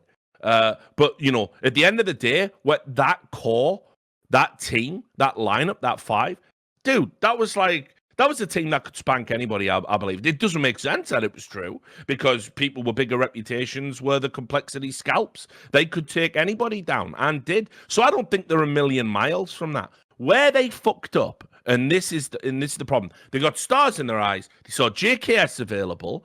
And listen, Jason Lake's a legit fucking GM, but I think this is the one time he hasn't thought about roles and reality and numbers and everything else when making a signing. I think Obo caught them so cold and it came out of left field. This was like, shit, we need to fucking make a quick decision. And so they went out, they got JKS. Meanwhile, of course, while that was happening, you're using stand-ins, right? So immediately the rot is starting to set in, right? You're starting to accept mediocrity. You're going to tournaments and saying, well, it'll all be right when our 5 gets back. And it has masked a problem that was there from day one. And that was that JKS was not the guy, right? Like Blame F, right, is like a lurking IGL, right? And JKS likes to have a lurk and a rotate. Now, I hate the narrative that's being spread, which is Blame F is so greedy. Blame F is so greedy as an IGL. That's what Reddit's saying, HLTV says, right? Blame F is so greedy, he won't give up his spots to JKS so the team is better, right? I think he's probably better at that than JKS is. That's the point is JKS is so fucking talented and is getting the salary. He should be able to play wherever the fuck I tell you if I'm the IGL. And why the fuck should Blame F, who's been this revelatory breakout star that came from nowhere since he went to Complexity, one of the hardest working IGLs in World Counter-Strike, well, he's the guy. Like, trust me, you understand when Carrigan does that. Blame F does his role to near perfection. That's why you see him at the top of the scoreboard all the time. You don't bring in a star player. What they should have said to JKS is, we were winning when Obo was playing like this. Play like Obo. Shut the fuck up. That's it. But no, it's not happening. And instead, everyone's just got JKS fever for reasons I can't understand. A whole community is essentially saying that a successful IGL who has been successful in a role while leading a team that has shot up from nowhere and has been a massive overdog in terms of how they've performed, he should take the back seat to a star player that, as of now, hasn't even played 60 maps for the org. Come on, guys, wake the fuck up and look at what you're saying. So, yeah, I'm not buying it. I just think, unfortunately, the whole Obo situation massively snowballed, put them into a bad spot, and they've picked up a player that's not a good fit. Let's also just put cards on the table. JKS, throughout his career, played essentially with one set of players. Yes. You never know what you're getting when you sign a player who that's true about. Yep. You never know how they're going to react to different personality types, different communication styles. You never know. And so, unfortunately, he sat on what I think, now looking back, people will remember was a little bit artificial. I know people like him. I know you've even said that if he'd stayed in NA and things hadn't gone the way they'd gone this year, he could have been right up there talent-wise with the likes of Elish and people like that, just for his consistent numbers. But this was the challenge. This was where you prove, are you a star or were you a good player on a team? And unfortunately, he's shown me nothing to suggest he's a star. And I think Complexity probably are going to regret this long term. I think it's going to be, I think this is 2021 snacks to mousesports for me. I don't really have much to say on that one. I don't think it's that great a move at this point in time. So the last couple of points, we'll talk. Go on, let's talk about OG. Time for a roster change. I know for sure. I won't go super ham on this because I actually have a very similar video basically. But excellent. I'm way past on that one, mate. Yeah. Like, let's be very simple, quick here. During Flashpoint 2, which by the way ended like early, I think it was the beginning of December or something, right? During that fucking tournament was when people were saying, and happy 1 year to the OG lineup. They've had this lineup over 1 year now, guys. I think it's now like a year and 2 months or something. They're not going to do a third fucking, like, Rhymers up the tape. They've done as much as they can. That lineup has done everything it can do. It is time for hard roster moves. And when I say hard, I mean, like, what do you think? No, this guy's out. That guy's out, and maybe this other guy's out. Because, like, the core of this team, I think, is really good. I think if you take the core of AlexCB, Valde, Mantu, I'm not certain on the MBK one because I don't know where his head's at and where he's at in the team, but those three at least seem like the core of a team that the sky is the limit for. The others, I have my skepticism about. It depends what sort of team I'm getting. Issa, in my opinion, just has to go. He has to go. There is no argument to keep him. Like, and again, when I throw in, I have the extra advantage that I wouldn't normally have with a lot of teams, which is I heard their comms at Blast at the beginning of 2020 and Flashpoint 2 at the end of 2020. And I'll tell you right now, all those problems I talked about with the comms were still there at the end of the fucking year. Like, that's never going to be fixed. That's like certain people have fundamental problems with how they either think of the game or talk about the game that they're just never going to fix. Because I guarantee you the coach has been in there. I guarantee people have had the conversations. I guarantee they've sat down in a room and gone, you know, when we talk, we have to do this. Just certain people aren't listening. So in my opinion, like, it's a team that has so many good qualities going for it. It's one where I don't even feel like beyond, I don't know how friendly they are. Maybe, like, I got the sense, unfortunately, they're like a mates team or something. Aside from hard feelings with cutting someone, I don't know what the delay would be now. Like, you've seen the improvement before. Let's just make a couple of hard cuts and we can go and talk about being a top 4 team and 3 team in the world if you make the right moves, in my opinion. And then you look at all those fucking people available. Come on. There's not people on that list that can do the jobs of Issa and MBK maybe. Or just Issa. Come on.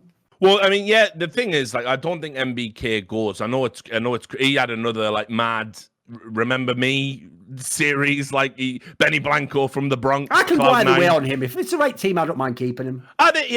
Listen, and you think about what you expect from MBK and what he does, and then you look at the fact, well, you got Mantu, you got Valde, you got a good IGL.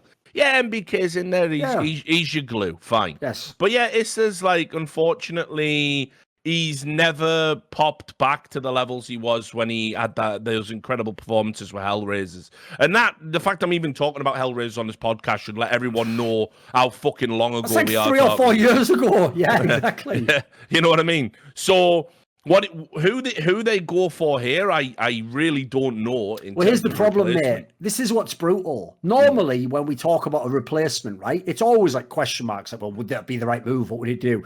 I challenge anyone out there. If anyone wants to be like, show me I'm a total idiot. You make a video where you show me, like I told everyone to do about Olof Meister, go make me a video of how Issa plays and show me how what he does no one else could do. Because I have to say, right, this isn't even a diss. He's a skilled player. Any of those players who are like the flavor of the month in like fucking FPL, get that guy in. Just get him in. Because here's the flaw. It's just like that guy. If you were like, well, he has the skills, let's see if he develops. And he never does. Like, that was half a decade. He's been playing the game forever. So, like, I don't mean to diss him, but he is not playing some super, like, cerebral. If anything, I think he has the most transparently easy role to replace in the game, and crucially, you just want someone with good mechanics. And in my opinion, like, as I said with FPL, those are the players that we've even got a system to fucking find. Like, I'd love it if a BMAS player was in Issa's spot. Bring someone like that into this team, you know. Then you cook them with gas with that squad. Because like I say, the core of that team looks really good in my opinion. So some proposed solutions. I'll just go down because, again, people have been talking on the forums. All right. A lot of people are saying because Sonny's out there. I like that one right there. Yeah. Banger. I mean, I think it's an upgrade. I think roles wise, it's suboptimal. It's not ideal, but I think Sonny is a player who, like we've talked about it. Like, I mean, Jesus Christ, like he's cursed monkey paws player if ever I've seen one. Yep. Now the thing I'd probably go and do if I was Alexi B, because he would know more about it. I'd be on the phone to Sergey and ask if he can still get his exemption from the military service, because you can get one if you're a professional athlete, and esports is recognized as that in Finland. And even though he said he was going to sign up, I don't think he's actually shipped off. Right. But I could be wrong about that. I forget when they actually go. I thought it was March, but I might be wrong. There might still be a way to get him out. That would be an interesting move for sure. Oh, no, Jace said he shipped, so I trust him. Jace is my resident Finn. Well, that's fucked then. And then the other one, loads of rumours about behind the scenes about Ropz being available. Oh, and man, imagine Ropz on OG. Yeah, and when I say available, nice. I mean as in mousesports have set a price tag, and they're like, he can go for this. Yes. Right. So, and a few people are sounding them out. So, it's a big price tag. Right, well, that's the main concern, I'll tell you right now, which is if people know the way that OG was made, when like the core was known for months and months and months, but it took forever to get over the line. I get the sense, unfortunately, I don't think OG's an org that wants to pay a lot of money. So I have my concerns in that scenario. Which is crazy, really, because you think they would be one of the slightly more well-off orgs based on, who funds them and things they've achieved in other games. Yeah, absolutely. And sort of, how much, and they wanted to get into CSGO for a long, long time. So I don't know. Maybe it is a little bit of the org not wanting to spend. But put it this way, it's a for Ropz, you're talking a NiKo level buyout here. And by the way, if mousesports sell Ropz, you've got fucking nothing left in that team. Like, that team at that point in time is going to be like the 18th best in the world. Just fucking close. Someone turn out the lights on the way out. Yeah, I think the sad reality about mousesports is that they're an organization. Like, people probably don't even think of them as the old school esports organization they are, because so many others have fallen by the wayside. This is an org that historically has been like running at a deficit for years before it even got a sniff for money and a sniff for the good time. And if you look at the history going right the way back to like the early CS teams, this was a team that was regional focused. This was a team that looked to develop talent. This was a team that was, fortunately for them, got a breakout generation of players that they were able to act as a little accelerator pad and throw together, and that sort of pushes them into relevance internationally. But then it's been very up and down. When you consider the team that went to E-League, we all remember that, not mad ancient history, is it? Was the fucking NiKo Sports version of mousesports. That should tell you this is a team that historically hasn't really been ambitious and hasn't had great players. They've never had like a FaZe style lineup, with the exception of the one that they got lucky with back in 1.6, where it just turned out, like I say, they got the golden ticket. They got the golden generation of amazing players that just happened to come from Germany. So it's a tough one. I think basically when you look at mousesports, every player is implicitly for sale, and I think with Carrigan going out and Dexter coming in, I think that's a massive downgrade, and I think it's a lack of ambition. I think they probably got Dexter on the cheap. I don't think he'll have been very expensive to pick up. I also think Dexter's a player who wanted to try. He said in an interview that was just out on HLTV, he said the reason he chose mousesports over other organizations was that there's no pressure to succeed here too quickly. And all very of that reasonable statement. Actually, it's a very reasonable statement. It shows he wants to develop as an IGL and cut his teeth. Fortunately, I'm just like, yeah, mate, you've got Ropz. You've got Frozen, you've got BMAS around you, and these guys, BMAS expected to be in, a guy who was going to be in FaZe and rock out with all the world stars, and NiKo sold him a fucking lemon. Ropz is already getting cold feet, and now that Carrigan's gone, I don't think he wants to stick around. So if OG have a spare mill lying around, you just go get Ropz, and like you said, this OG lineup then, legit top 5 team in the world probably. I would hope there's a lot of teams out. I hope fucking Cloud9's thinking about that, if that's a real thing. Like, put it this way, Ropz is one of the few players right now who isn't in a world-class team, who is almost a guarantee that it's going to be good if you sign. Like, I think it'd be very hard to be a top 10 team and sign Ropz right now, and it'd be a shit move. Like the guy just looks like he's money in the bank. So I think like any of the teams that have like good pieces but aren't at the top yet, and OG would be an obvious one. Mate, if you had him instead of Issa, we can already start talking about big things with his team. Yeah, for real. So there you go. That was the roundup of the play-in. We'll do the rest of Katowice when the tournament ends. A couple of news stories we'll pick up, and then we'll move into Patron questions. Let me just get this. I think I'll save that Brazilian drama. I want to see how it plays out. So we'll pick that up next show. But let's just see. There was a couple of what was the fucking one I had open?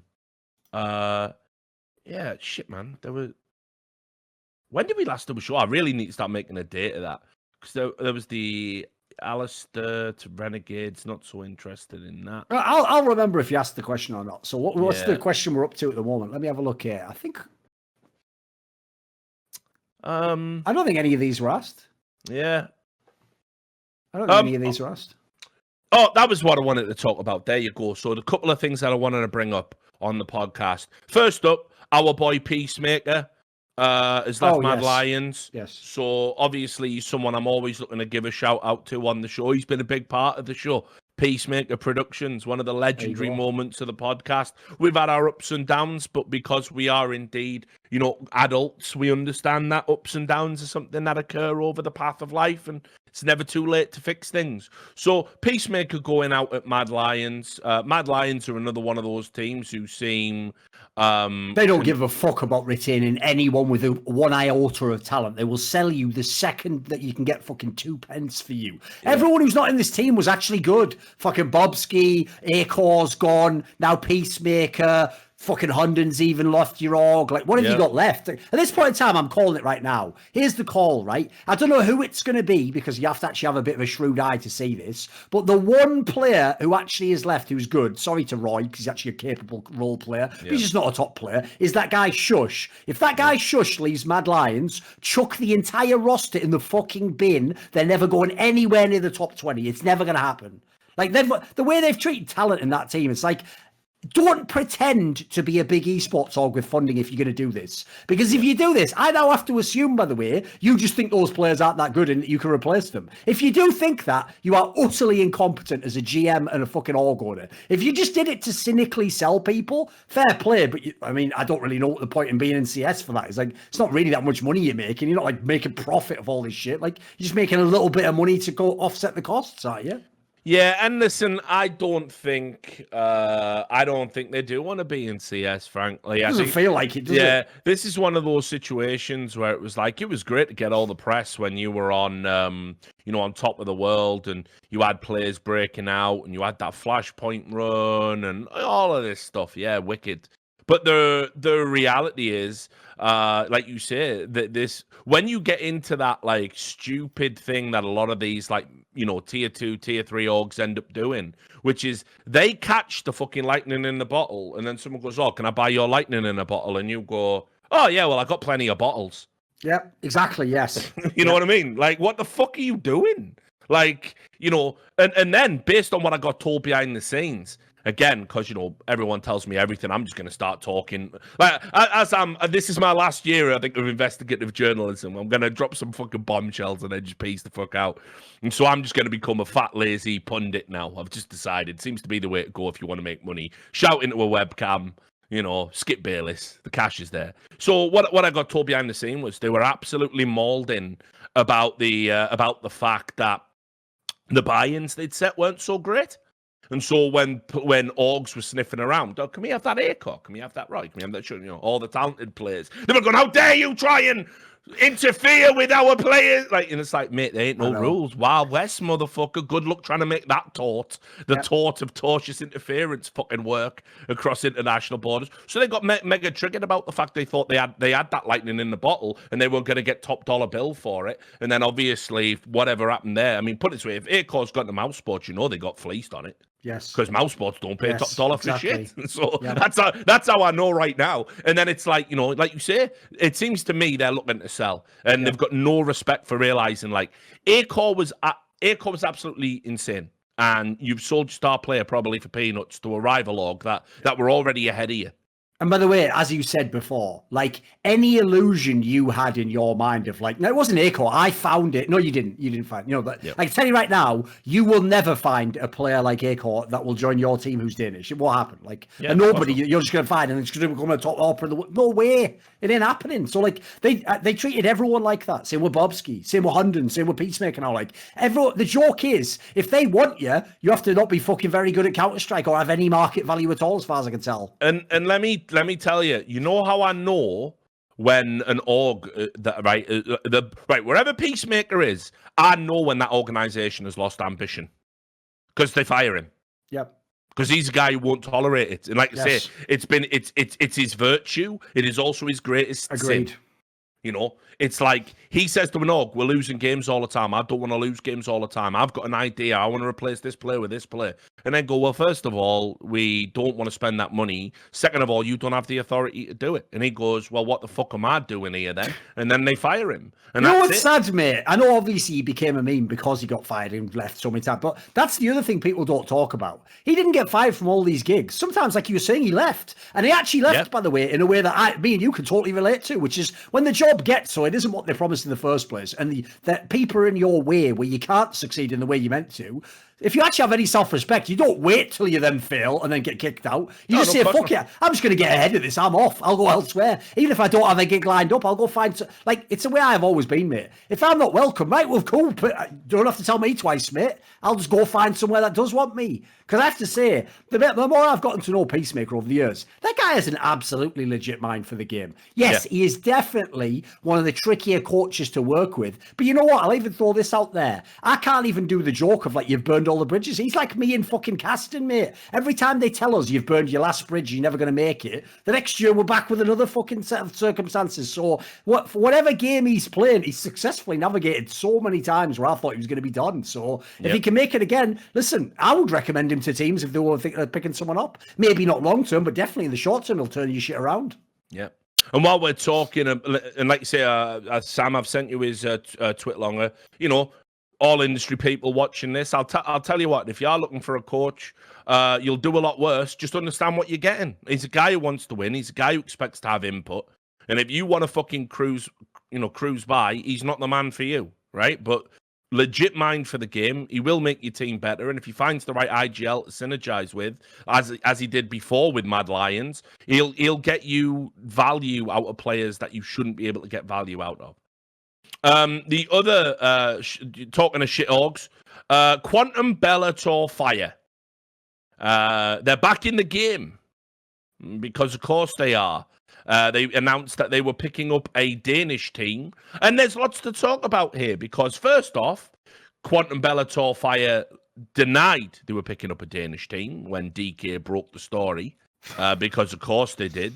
They literally said nothing in DK's report is accurate, except that we have talked to Berry, and the old Danish player Berry, Berry, not Berry that D-Man manages on his championship, on his football manager streams. And DK obviously had the full lineup, banged right, called it exactly all 5 of them, and they denied it because they're just pieces of shit. But that's not why they're pieces of shit. They're pieces of shit because when they announced this, all their old players, remember the ones that had that insane run at the fucking major? Remember that? All right. Well, turns out what they still owe them the $60,000. That money's just still gone. The players are still on Twitter saying, how can anyone join an org that still owes people money? And so I think it's important, since this is the podcast of record, to just make this absolutely known. Now, yes, they are picking up a Danish team where the only player I've even heard of is Berry, right? He's the only player I've heard of, and I only know him from 1.6. Motherfucker never did nothing in CSGO. So whatever. I don't know the others. But apart from, I think one came from Lyngby Vikings. That's the level we're talking at. But, like, I don't know, man. We talk about player unions, and we talk about CSPPA, and we talk about this, and we talk about that. How about just a bit of fucking solidarity for your boys? I know you're thinking to yourself, this is our time, we're a shit team, we're never going to get a salary. Odds are you're never seeing dime fucking one of the money they've promised you, by the way. This org is absolutely getting ready to just pack up shop like a fucking kid's lemonade stand and disappear into the fucking night.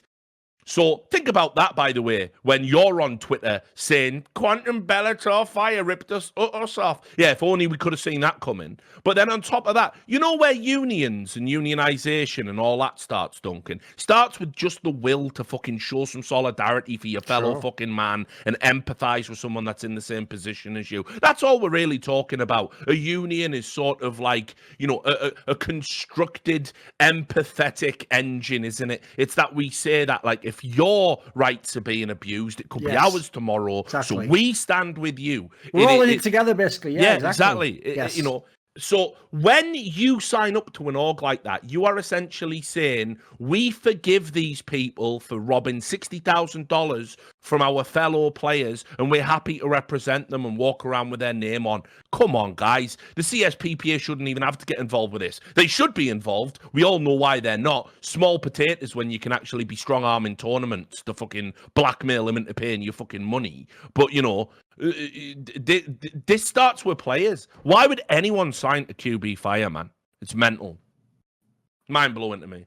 I don't know if you've even caught this. No, I saw a little bit of that. I also think that's actually the wackest thing. I was thinking about this the other day. I'm going to go the other way on the whole CSPPA thing, which is, the problem is this, right? Everyone wants there to be a real union association affinity group that represents players, right? No, I'm going to go the other way. You know that witty line someone came up with years ago to explain why, for example, you aren't the customer on Facebook because it's free to you. So what they say is, the line goes like this: if it's free, you're the product. Now let's just apply that to CSGO Pro players.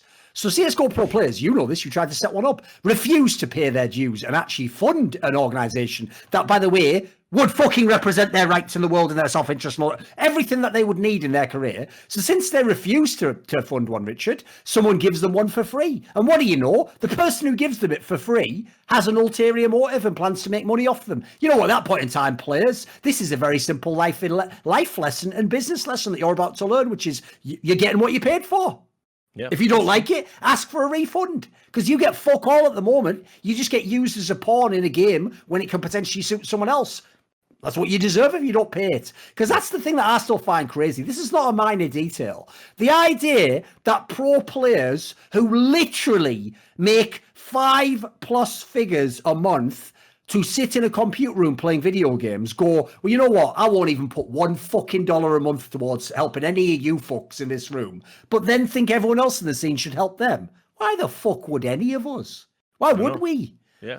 You guys don't even deserve people like me, Richard, DK, that are standing up for you. You are aware we only essentially do it because we just don't like fucking immoral actors in the world. It ain't because you're awesome at shooting people with a crosshair. That didn't make us get enamored and fall in love with trying to help you. You aren't the good guy in this scenario. You're just a little pissant who's too young and knows too little about business to fuck everyone else. The second you get a chance, MIB hardcore, you try to fuck everyone else and apply the fucking clamps to them and feed them to the fucking pigs. It's just you aren't good at it. You just shit at it. The difference is the businessmen in esports are just a bit older and slightly better than you were fucking the other people. So I've actually got to the point now where I don't give a fuck what happens to pro players. Like, fuck y'all. Y'all are just waiting for your chance to fuck. Tell you what, show me you're a moral actor. Show me that you're willing to sacrifice for your fellow players. Then we can start talking about what the players deserve and what should they have. Right now, you deserve nothing. Just on the face of it. Yeah, I mean, it's a tough one, but yeah, you're right. I mean, as I've got older, you know, for example, it is mind blowing to me that, like, certain situations, like, you know, why, how is it you can tweet about, I don't know, I didn't get 500 FPS at this tournament, and it's a disgrace and it needs to change. And often you do that while you're sat on a board position for another fake union that just so happens to be in line with the tournament that, you know, that you said was the best tournament ever, even though it had similar technical problems. How is it that you can bring yourself to do that and use your platform for that? But when there's all these players in the scene getting robbed blind, it's just crickets. And instead it has to come down to a journalist with like maybe 20,000 followers on Twitter, or very often a lot less. You know, maybe a Reddit thread goes to the front page. Maybe HLTV picks up the story. Maybe you make a video. You know, like, I don't think people realize, like, we're in a position right now where a lot of these things, it's going to be harder and harder for them to come out, because we're in, again, even journalism's going through a transitional phase right now. As someone who knows how hard it is to get hits and retweets and stuff, there's no one who has more latent, untapped power than these fucking pro players sitting on millions of collective social media. Like, they have Instagram, they have, I don't know why the fuck people want to look at Instagram of NiKo, but that's beyond me. I mean, I guess maybe in the stories he flashes someone's ass as well, who the fuck knows? You know, like, exactly, it's about it. So think about it. It's got the Insta, got the Twitter, like, between them combined, just retweeting, they could get millions of eyes on stories. They don't give a flying fuck. The problem is this, and we all know it. These guys only care when it's them who's in the fucking crosshairs. Yeah. If it isn't Glaive who's in the crosshairs, he could give a fuck less about a guy who played for Lyngby Vikings or whatever. Like, it doesn't even matter that they're Danish, by the way. That ain't enough. Unless there's some financial or social like factor that involves him directly, he ain't putting himself out there. But the joke, like I said, is that me and Richard are supposed to. We're supposed to literally dive in front of you guys like the fucking Secret Service man taking a bullet for the president, and you won't do fuck all. What is this? At the end of the day, the whole point of the player union is, if players aren't at least for each other, why the fuck would anyone else be for players? I know. You all want all the money in the world, no responsibility, and you know nothing about any of your field except wiggling that fucking little wrist. That's all you know. That's all you know. And when you do that, you want to go, see how good I am at wiggling that wrist? I should tell everyone else how to do all their jobs. I know. I think the mad thing is, like, you know, that I've seen sort of consistently as a development point as well, is like, because when you've been in the business as long as we have, you know, you see players who've been utterly like disparaging about other pros, about us, about TOs, and then it's like, you know, you'll get that DM totally out of the blue, apropos of nothing. And it'll be a player who's called you a cunt. You do like a double take, don't you? Like, yeah.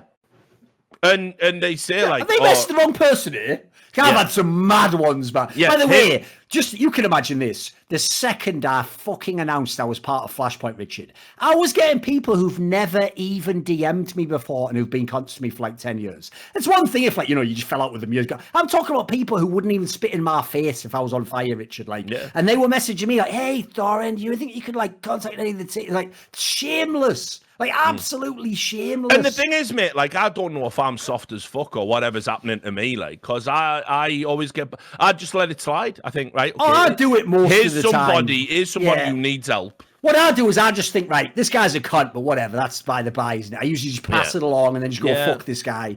But it's happened to me, like, I mean, dude, like, you know, maybe dozens isn't even doing it justice. It's like, mate, I remember when you called me a cunt. I remember when you were rude during that interview. So rude I couldn't even use it. Yeah, all right, it was 5-6 years ago, but it was still you and it was still me. And it's never been talked about. And, you know, I'm sure we're all different people since then. But, like, now you are literally coming to me, you know, asking for help. You know, you're locked in a bad contract, or an org's mistreating you, or someone's threatening you, or you've seen something nefarious and you don't know where you want to go. And it's like, yeah, all right, I guess I'll be here for it. But the bigger question becomes, why is that still going on when you all got a union? And then, you know, it all comes back to the point where, you know, the dirty little secret of the CSPPA is, you know, the people who sit on that board are telling other players in the union, even tier 1 players, yeah, sorry, we can't tell you about what's going on behind the scenes. Put it this way, I'll do what I do with players. We've got an NDA. Like, you know, one of my most effective angles on players, because it really makes people, like, do a thought exercise, when I always say, like, what would this guy have to do to get cut? And you realise, oh shit, there's people like Smiths back in the day where it's like, there's actually nothing. Like, the joke is, somebody straight they'd have to start like killing people or something, you know. I'd say the same with CSPPA. Mate, if when the top talent make literally over $300,000 a year, they won't give $1 to be part of the union, how much do they have to make before people start getting paid? How many tens of millions does Taco have to make before he'll give $1 back? It's a real question at this point in time. Yeah, think about the kind of things as well. Remember, the kind of people who are in unions, by the way, like the most applicable to our lives would be like a coal-minded union. Those guys are all making like £15,000 a month. A year. and they're in a union paying their dues. Yeah. Because the whole point is they understand the value of the union. I don't think these players actually even understand. I think these players themselves just want it for like fuckery purposes. I don't think they actually understand like how important it would be to have someone who could stand for you and like take matters to people and battle the TOs. Like, I think they actually, it's one of those things where they give lip service to it. But if you really believed it, you'd pay that fee tomorrow. Tomorrow. Yeah. No, but like, okay, so think about some of the things you could achieve, right? Because one of the things that pisses me off about the CSPPA the most is that they're always comparing themselves to like other sports worldwide. And, you know, if it's the Danish dude, he says, well, this is just like the UEFA Champions League. Perfect. Yeah, love copying UEFA, you know, UEFA, FIFA, these wonderful institutions. And then if it's an American dude, they go, well, this is what happens in the NFL. Well, you know, there's other stuff that happens in like the NFL. Like, for example, the NFL has like an annual pension for former players. Yeah. Anyone who plays for just I think it's anyone who plays for only 3 years and then has to retire because of injury or something like that. They get like an annual salary for the rest of their lives. That's like it's not much. It's $20,000 a year, but you have to understand there's like a bunch of bums, that like there's or even good players that play for a couple of seasons, get cut. There's nowhere to go, and then they rock up in a fucking 30 for 30 documentary 20 years later, living in a fucking trailer. And that pension pays for that trailer. You know, they're all CTE'd out their fucking mind. They can't, it's mad. And it's like, imagine a world where if players chipped in to, like you're supposed to for a union, and paid dues, imagine the kind of lawyers QB Fire could have got. Oh, be sick. Hell, not even that. What about just having a fucking slush? Like, COVID is ravaging people right now. I know I never talk about it on the fucking show because we try and keep it as light as we possibly can, and we keep it about esports. Right. Think about the tier 1 players and the wealth and the money, and now actually actively, even though they don't want to talk about it and want to tweet about having to wake up at 10 a.m, you don't even have the you don't even have to travel now. You roll out of bed. It's like being a fucking student right now. You roll out of bed, you get there, you log onto a server, you play, and as soon as you're out of that game, the one best of 3, which is the only one you can be mandated to play by all the big tournaments, you can just do whatever the fuck you want, and that was your day's graft. That was it. That was your day's graft. And these motherfuckers now, $20,000 a month, $30,000 a month, upwards, 40,000 in some cases, mad money. And it's like, right, there are, now let's look at your tier 2 players. Tier 2 players grinding away in qualifiers, match fixing everywhere, coach bug abuse, so they don't maybe even have the chance to get to the one qualifier that would have put some prize money in their pockets. Orgs that fucking don't pay them. Orgs that have like mad clauses in their contract. If you're 1 minute late, you forfeit your month's pay. All this insanity. And then you got guys like QB Fire who was stone cold robbed years ago for $60,000, not an insignificant amount of money for the region they live in. And imagine if players gave a fuck enough about other players that there was a little slush fund that you could just tide these people over while people are really fucking starving to death and staring into the abyss, and depression's up and suicides are up. And you're gonna sit there and say you don't give a fuck, but if your monitor doesn't spit out the right level of frames, you're all over fucking social media. It's unconscionable. It's unconscionable when you set up a union supposedly to stop problems like this, so you could be unified against problems like this. And the fact that you still have this arrogance and elitism towards pros who are now having to chase dollars at a time when everyone's economy is tanking, I think it's fucking vile, mate. It's really hard for me to see eye to eye with some of these players, knowing how much they make and knowing how little they give a fuck about the overall profession and the overall sport. It's sad. It really is. Oh, mate, they will never understand the players, because sadly players just don't take a big enough perspective on this. I've just met too many over the years. They will never understand the worst thing they ever did was that boycott with Blast. Because the second they did that, they set a precedent that every time they don't do that over something really important, they are the biggest cunts of all time. If they'd never done it ever, by the way, Richard, and their whole premise was, we don't believe boycotts work, and we don't, which by the way is an insane premise for a union, but that's by the by, of course. I know it's so, and you all aren't even adults, but let's pretend you are, right? So, aside from the fact that that's it, the idea you did do it. Now, every time you don't do that, I have to, in good faith, say, right, you just don't think that's as important as Blast not agreeing to your demands instantly over a matter they'd already discussed with teams 2 months earlier. So like what else can I think? It's what you've set as the precedent. You'll never see a bigger mask. You'll never see a bigger mask off than Chris J. Like, that was mad. I mean, like, again, I don't want his worst moment to colour his entire life, because I don't subscribe to that as a philosophy for treating humans. Of course not. But just as a just as a moment in time, whenever you really needed to see what the CSPPA is about, that those Chris J outbursts are mental. People are like saying, well, what can we do about chaos? What can we do about this? What can we do about NA? People are moving to Valorant. People aren't having sport. People are having their contracts terminated. And Chris J just said, yeah, NA is dead. What do you want us to do about it? Well, I don't know. Something. Like, I know exactly. Like, something. Try something. Mate, like, it's a union.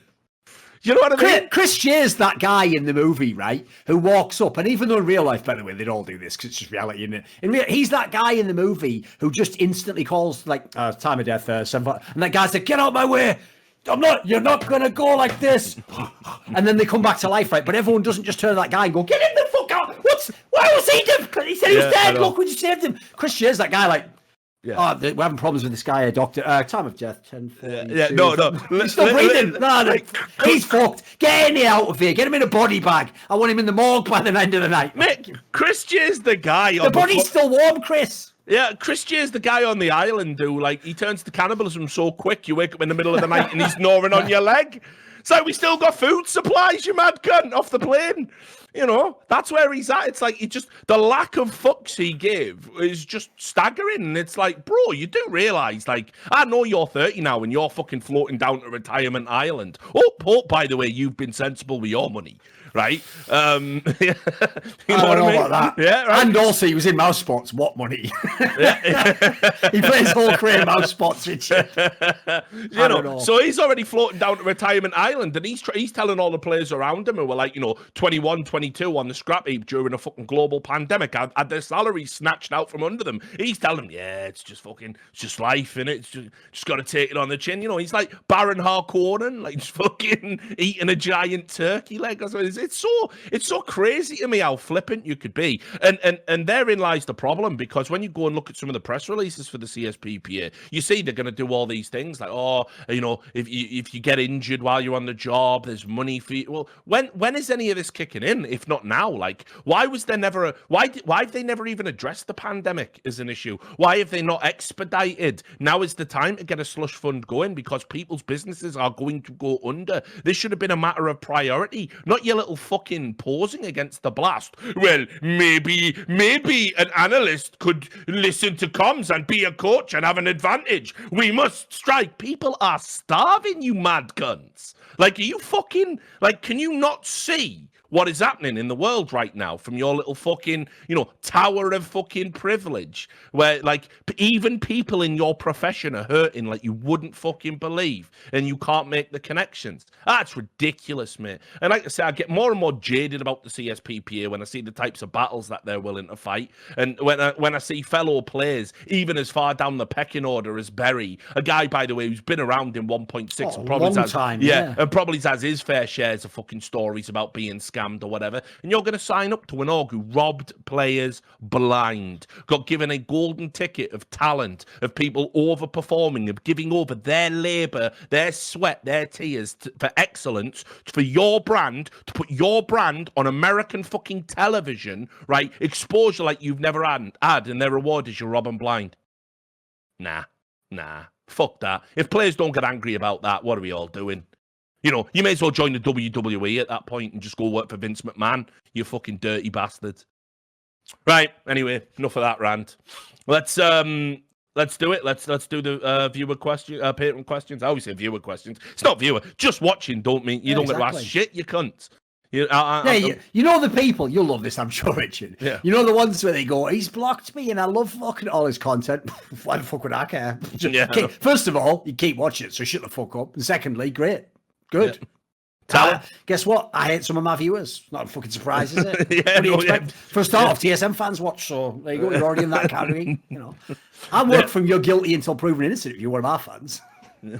I'm only half joking when I say that. I know you are, you mad cunt. You have to like prove that you're a legit fan before I give a fuck. Yeah. So there you go. So anyway, if you're a patron and you give $50 or more, you get to ask a question. Can be about anything, and we will answer it on the show. And usually as long as it takes, which is why the podcast used to be a really nice trim 1 hour, and now it's bloated to about 2.5, 3 hours a fucking episode because of you cunts. But it's all for the money, so whatever. They do pay us now, so yeah, exactly. I'm fine with that.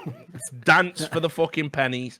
Reykjavik on Steam. His question from last week. Now that North have ceased operations, will Nyholm's monopoly on the upper end of Danish CS finally see Astralis make a profit?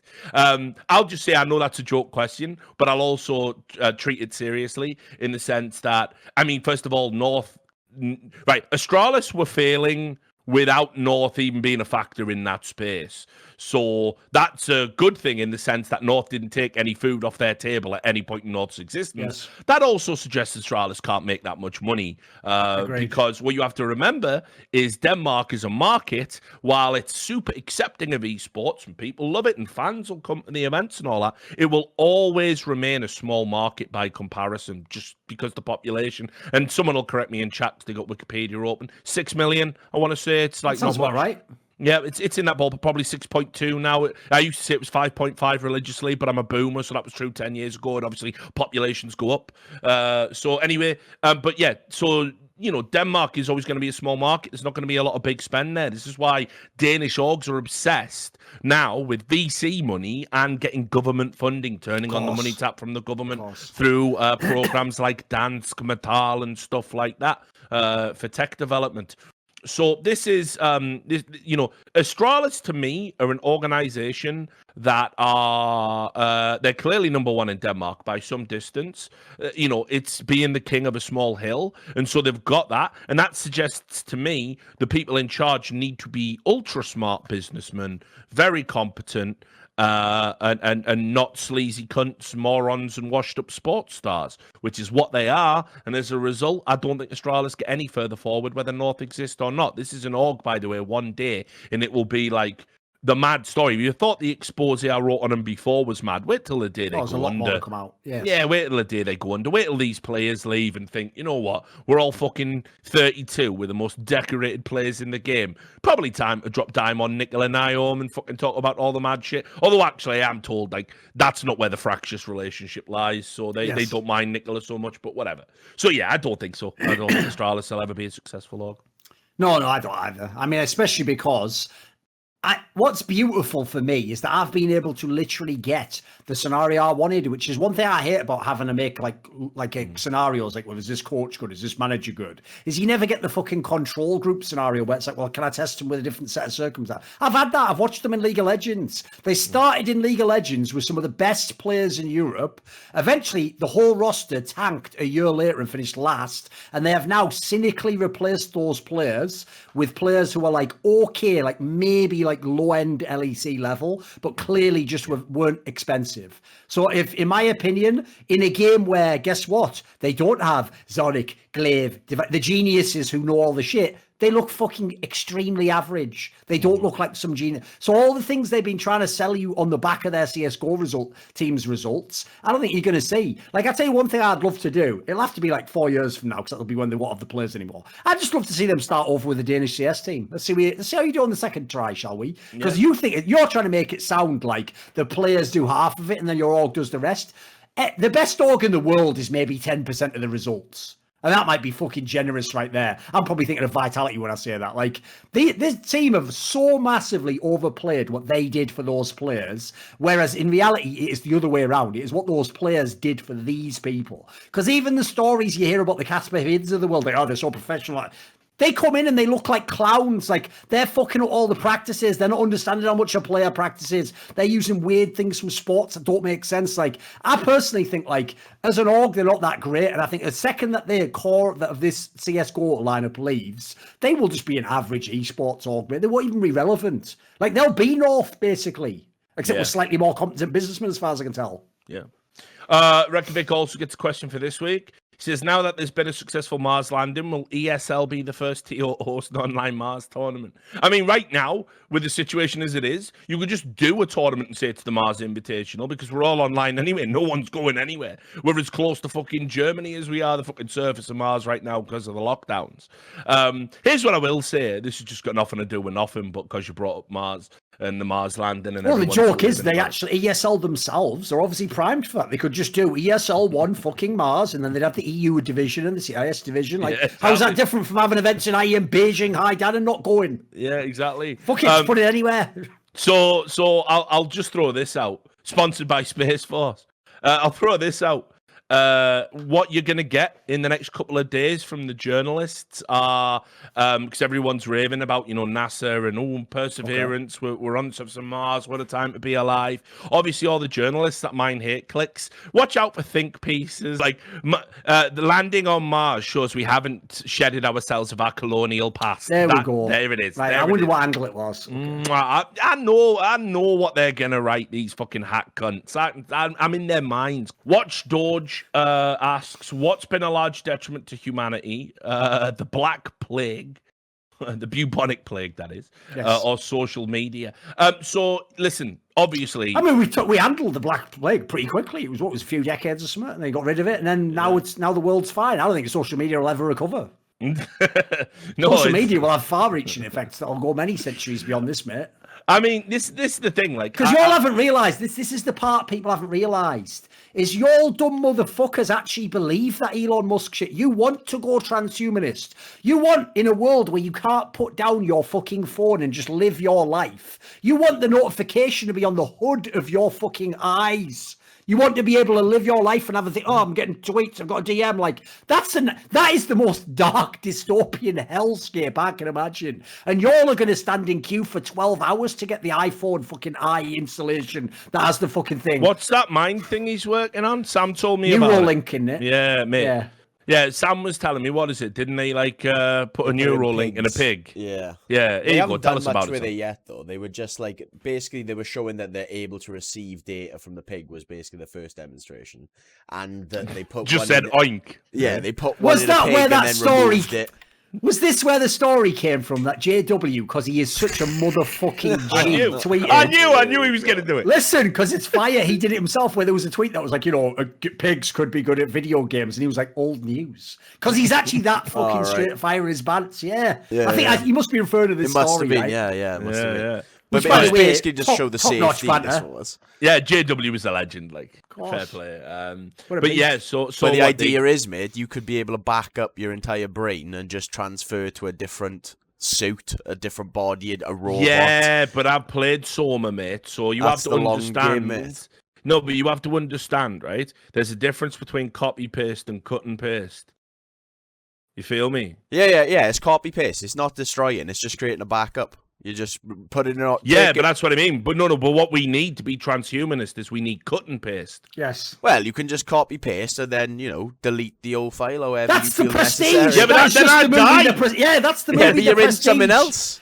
No, but I'm not. No. He's not me. Yes. Yeah, Richard's but the only one that's who's the nailed question. It. This is the problem, Sam, basically, is think about this scenario. Say someone just brought in another body that was the same as mine, but just had no life in it right now. And then you just fire it up and copy my consciousness, right? And then you go, right, well, now that we've got that, we can just get rid of the old one. And I'm like, whoa, I'm still in here. Yeah, and you're like, no, we got you copied, don't worry. And I'm like, fuck. I don't then go, oh, now I'm in another body. I'm just dead. I'm done. We could just got another version. Local anesthesia, mate. And also, I'll tell you right now, my number one fear. You're still dead, mate. Listen, my number one fear with this technology is that you can copy and paste, because we all know what Shox said years ago. His dream was to play in a team with 5 shots, and this cunt will do it. You have to understand, first in not before NiKo, he won. Listen, exactly. Not before NiKo. If you go and look at Elon Musk's DMs, there's one from NiKo, Shox, and I like the way you brought it back to say the idea is you do it just as you're about to die, I think is the point. You don't do it in the prime of your life. You do it as you're coming to the end and you're like, all right, play Soma, right? Get me out. Okay. Yeah, play Soma, right? And there was a cult, right? Basically, what happened was, right, the world was fucked up. I can't remember. It's been that long since I played the game, but I think it was like a nuclear strike, right? And you the game starts with you. You're just a dude who's having headaches. And what this guy does is he's got this tech where they can run stress tests on a copy of your brain. And see what's wrong with it, right? Yeah. So basically what happens is, right, like, so, you know, if I ran a test on your brain and it just happens to induce a stroke that kills you, bad news, right? Yeah. But if I can take a copy of your brain, stress it out with all different shit, and then basically see which one works and cures your problem, I can then apply that cure to the real you, right? So then you wake up and you're in a fucking underground lab. You don't even know why. All world's changed. Turns out the world's ended, and you're walking around this like fucking underground, you know, below the ocean science base, trying to find humans, and they're all robots for some reason. You can't figure out the fuck why. And then this is mad spoilers, ruins the whole game, like. But you know, your mind is so fucked, you don't even realize you're a robot. Yeah. And so what happened was there was a bunch of cultists. Like basically, they had a machine to preserve human life when the end of the world happened. So any backup of anyone's brain in digital format, they stuck in machines, and that's what's happening to you. And then, you know, the whole game is sick story. It's all about like exploring what consciousness is. Yeah, you should play it, mate. It's sick. And then there's a cult forms in the science base because what they realize is you can't save the planet. So let's digitally upload our conscious to something called the Ark, launch into space, and maybe millions of years in the future, you know, an alien race finds us and at least there's something preserved of humanity.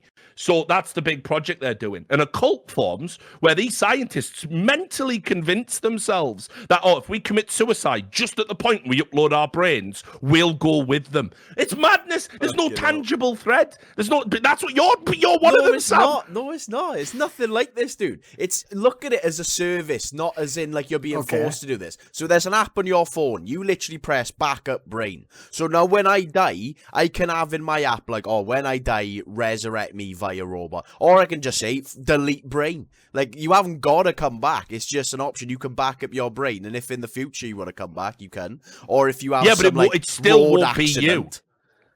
For everyone else, better it'll be than you. Dead. You know what I mean? But no, it isn't. It's irrelevant. Well, you just don't get the app then. It's fine. You know what I mean? It's that easy. It's all that then. Just don't get it. Yeah. Anyway, that concludes another episode of Welcome to Metaphysics. Okay. Right, anyway, let's move on. BP420, which pro retired at the perfect time? Not too early, not too late. Kaylee.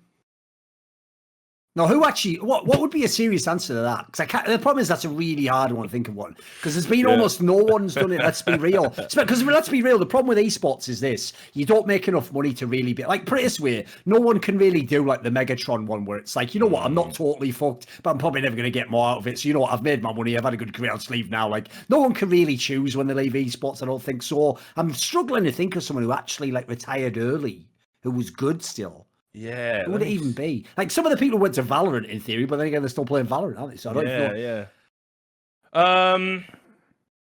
Yeah, it's like a really tough one.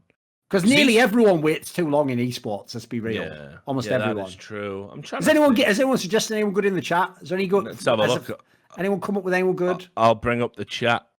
Someone says Pasha. Nitro being He said kept playing for you. What are you on about? Pasha played till the bitter end. Yeah. Nitro. Maybe. He did go out on top. He wasn't playing well. True. But his team was. Oh, he didn't go to lesser teams than that, sure. That's true. People are saying Sean Gares is a Sean good Gares one. is not a bad one, actually, because here's what people don't know about Sean Gares is right up until even last year, he was still getting those offers from like top teams of like come and be the IGL of this team or coaches team. And as far as I know, he could have actually walked into some like, you know, not bad team where he'd be in like a top 10 team in the world or something as an IGL. So I think he actually had his chances to come back or at least be a coach of them, and he just said no. So that might be a good one, actually. I feel like he probably still had a few years left under him if he wanted. Yeah, I'll go along with that as well. He definitely moved into being on a broadcast and content creator when he could have still been playing, and he never really. I don't think he ever really stole a check. No, I think he was always a good player in his teams and always probably did more than you'd expect of the player. Yeah, I mean, and remember as well those two French guys. What was it? Amanek and Amanek. Yeah, I mean, like Amanek's now in a top team in the world. True. Sean Gares kind of plucked him up, and I don't know what Duvek's doing. But, you know, one out of two ain't bad. I mean, so yeah, go on. Sean Gares for me, because, you know, he's a friend anyway, so why not? Alice the Alchemist asks, for Thorin, Richard, and Sam, is there a brand or flavor of crisps that you've had in any other country, or not just any country, sorry, that is your absolute favorite and could eat for the rest of your life, assuming there is an unlimited? Sam's got to have one right on deck instantly here. What's the best I'm trying to think crisp, of Sam? another country. The first No, thing he that just came to means my head any was country. No, Frazzles. it's just any Yeah, country. yeah. Sorry, Just yeah. means any. Frazzles. I'll butcher the Frazzles question. or Monster Mun's pickled onion. Like Frazzles cut your mouth up after a while. Frazzles cut you. And also, listen, They're a even though- sharp crisp, mate. Sam, you have to understand. I know. Listen, everyone in this group here, we're obviously not fucking foodies and like haute couture and that. Listen, because if people don't know, Frazzles are just a chemical that tastes Yeah, like they're just bacon. bacon. So I'm not going to like look down on you for the fact that it's not high quality, but like that is actually like, isn't that one of the cheapest crisps you can? It is, buy, mate. That's isn't why it? it's bargain. It's in Those are every the ones pub. where you get the tiny bag Yeah. and you get like 50 Small of them. pack. Like, they are You know- delicious, though. I can't Yeah, lie. they're bargain. So, I mean, you remember them T-bone steak roysters? Those They are were classics. good. They Yeah. were good. They were a banger. If Those we are got the ones fancy where- crisps, like. Those are the type of crisps, though, where the problem I have with them is they're not like always strong enough. Because sometimes they'll be all right, but then if you get that one that's got loads of the sort of spice on it, it'd be fucking amazing, you know. I want them like twice as Yeah. strong. That's Yeah, what I would okay. want. Well, right. People probably won't forget. There was a time in history where we had this thing called the crisp wars in Britain.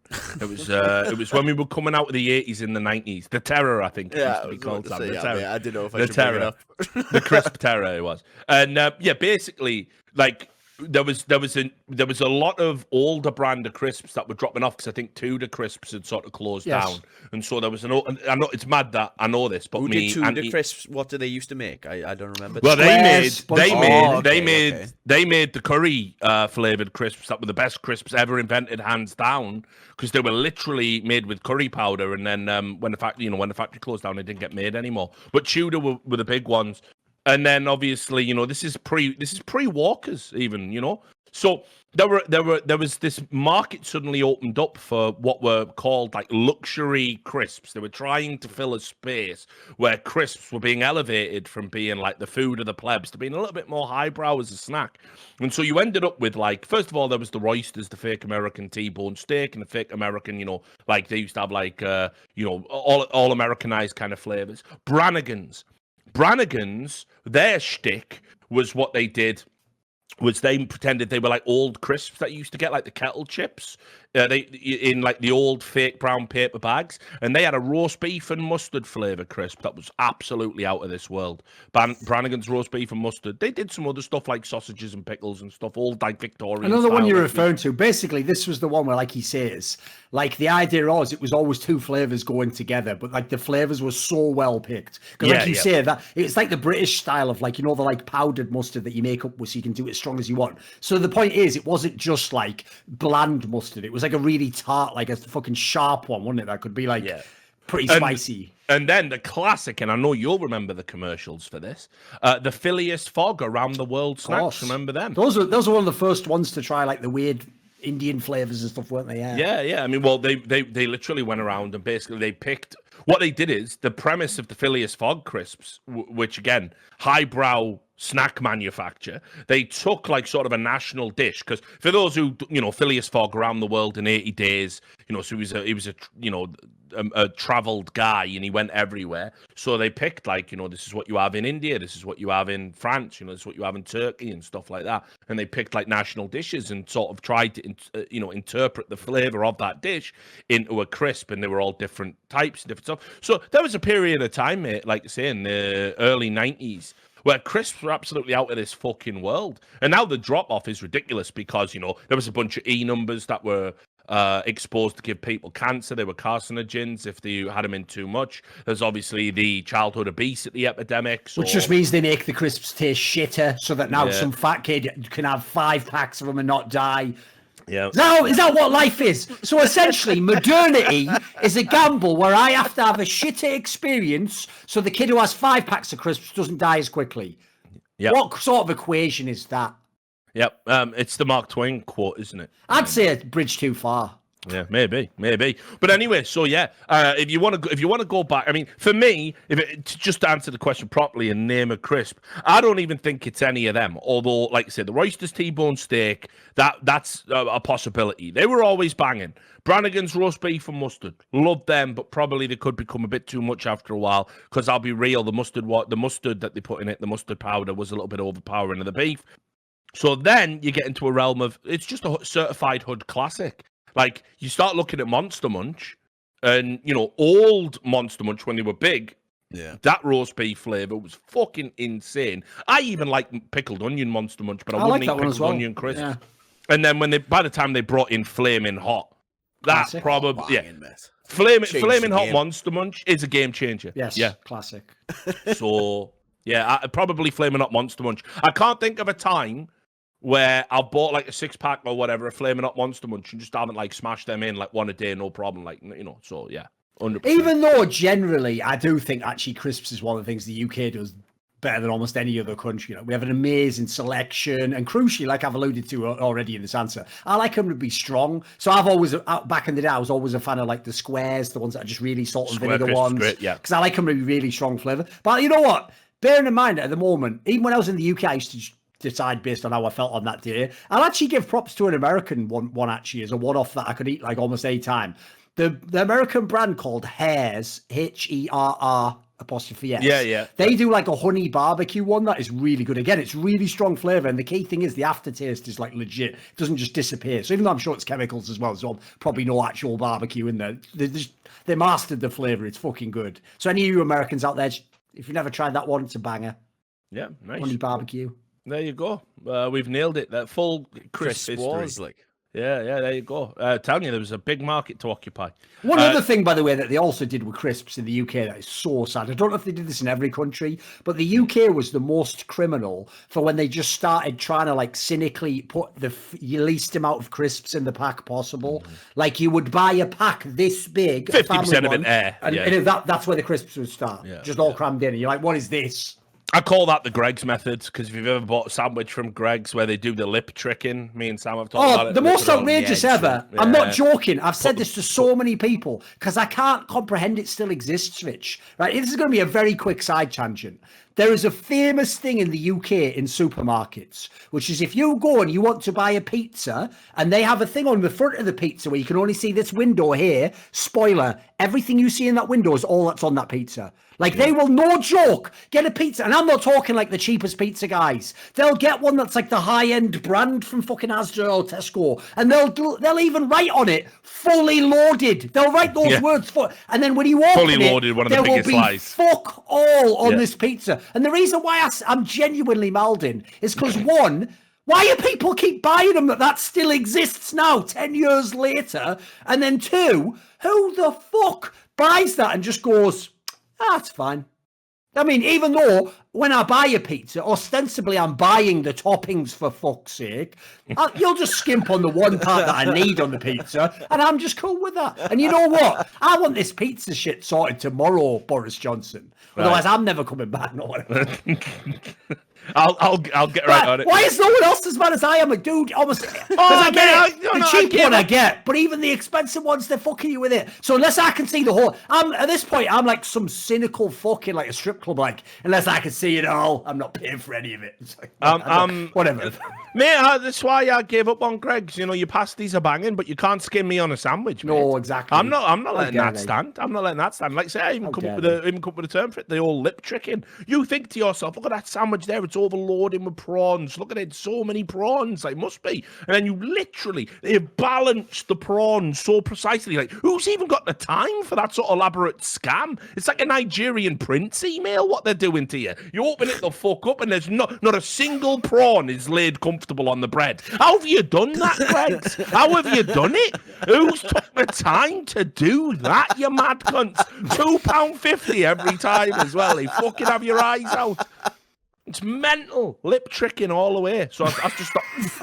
It's the way he's like invented that term. He's just going to keep using it. Like, lip tricking TM with me, Richard Lewis. So, I mean, the obvious joke is, depending where you are in the world, lip tricking can be a very different thing. Yeah. But right, anyway, Chingu, if you had to coach an obscure sport, which sport would it be? I mean, listen, aside from the fact, the obvious answer there, Chingu, is esports, but the joke aside, I'd pick something like, let me think, what would it be? Because the thing is, I actually do like, I mean, I've told it, but I was a fan of like fucking snooker, so maybe something like that. Because you know what? I actually do think as well, low key, that's even an example of a sport that actually could probably even contribute. Because obviously I wouldn't tell the guy anything about how to cue the ball and do that. I would just try and keep people's head in the game. Because that's a sport, if people don't know, that's like, fuck even Formula One, mate. The amount of consistent concentration you need in that sport is unbelievable. Yeah. Oh, yeah. It's all about where your head's at. Well, yeah, and they've even got that term for it, haven't they? The yips, they call it, innit? Where if your head completely goes and, that translates to you not being able to line up and make easy shots or So, yeah, I mean, for me, probably crown balls. I'll go all balls. All right, fucking hell, I wonder where you go with that. Crown what? Where's this going? Balls. Okay, that's reasonable. Yeah, balls. Crown balls. All right, here's the thing. Just for a comedy version, because I guess mine wasn't very funny, I would, on low-key, also like to be the coach of someone doing those slap contests. Just so I could scream, slap his bitch ass! Just before he slaps him. That's all I want to do. And also, I can't lie, when that massive Russian guy who's in every one of those videos just hammers you, even if it's my guy, I'd just like to be near him and go, fuck you know. I know. You don't go near him, mate. He's dangerous. Get away from me. Get away from me. Exactly, because that guy, mate, it's every time in every video it's always the other person going first on him, because obviously they just like obviously and then they have to just what I can't understand. Listen, I can be brave in a lot of scenarios, but not when it's just foolish. I can't handle that. They then just go, oh, well, just buckle up. Like, why did they just go, I quit? You know what, you win. This is stupid. Like, no. Why did they let that guy out? Why did they make themselves stay still? They don't even call them coaches in that, mate. Because when that guy hits you, though, it's like... Mate, all the coaches do. It's like, dude, I've seen people's soul just come out of their body. Yeah, I know. It's unreal. That's all you have to do is just catch you, and they give them sniffing salts, mate. No, like smelling salts. If you watch videos, they hit them with the smelling salts. Me, like, don't worry, but straight back up. Here we go. Round two, man. Straight back in. Don't worry, he's getting tired. All right, it's only the second slap. He's getting tired. Like, what would you do then, Sam? What would your spot be? Oh, I don't know. Mate, every time I watch darts, right, there are some fucking, you can tell, just some mentally weak pricks who play that game. For sure. Like, crying like babies after every throw, like raging at themselves because they miss. I feel like I could make a difference in some of those players, mate. Give them a few screaming matches, get their head in the game. That could be an easy sport to win some money in. Yeah, I mean, darts is, I think it's on the precipice. It's obscure. I'd still like to see you as a football manager personally, Sam. I think I've seen your streams, seeing how you've handled managing Portal. I'm good at man management. Like, I'm not so good with the tactics, but I could be a great man manager out there. I was going to say, you know when to throw a bottle across the room. Exactly. So, good stuff. Right, Carv, are any of you so-called journalists or industry types going to call out the rampant fake news coming out of Asia these past few weeks?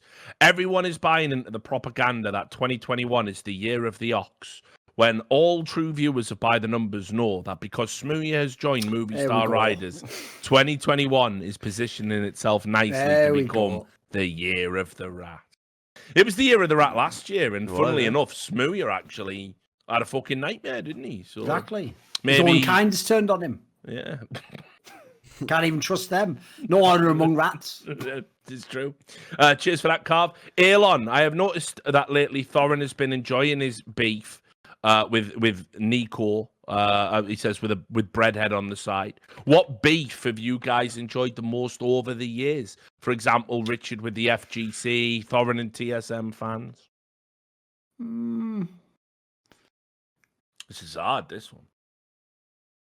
Isaac, the reason it's tough as well is because, like, realistically, like, I enjoy beefs when I'm in them, but in general, they aren't great things to be involved in, because obviously it just involves people just fucking with each other. Like, for example, on one level, I have found it quite stimulating to follow the whole, like, Astralis is obviously full of shit thing for years, but it's not very satisfying because no matter what you reveal, because people were never in it, like nobody became an Astralis fan on the basis of like, well, I'm a fan because they're a very moral organization. No, they're just a fan because they're the best in Counter-Strike. So the real problem is you never get the big payoff at the end. Like it feels like eventually you're going to uncover how it's like politics, Rich. It doesn't matter how much you reveal about what the other person's candidate did. They'll never ever change their mind based on that under any circumstances whatsoever. I mean, last year was probably the most egregious I've ever seen. There was people literally campaigning on behalf of one candidate on the basis of racial justice when that candidate explicitly himself had put in place the laws that put people in prison for exactly the racial injustices they would like. That's where like you get to the point where you just like,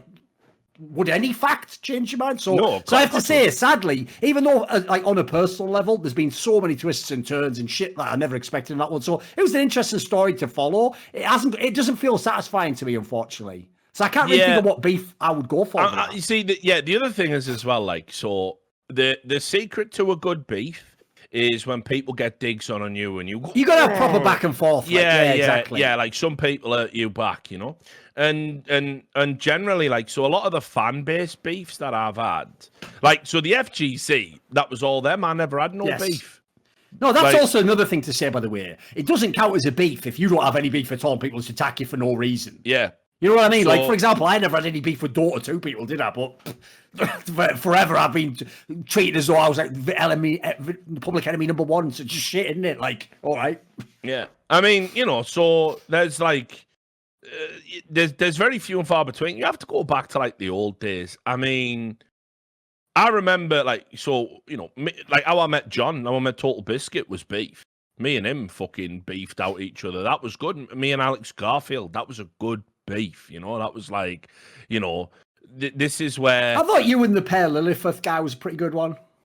Yeah, it was that an interesting back and forth. Yeah, I mean, he didn't really do anything to you because he couldn't. Yeah, that's what I mean. He didn't touch me, but you know, like, so that was, you know, those were good beefs because not only did they last a while, and not only was the opponent intelligent enough to get some licks back at you. You know, I remember John famously like called me a fucking. What was it? He said, you know, alcoholic or something. No. He would have been right.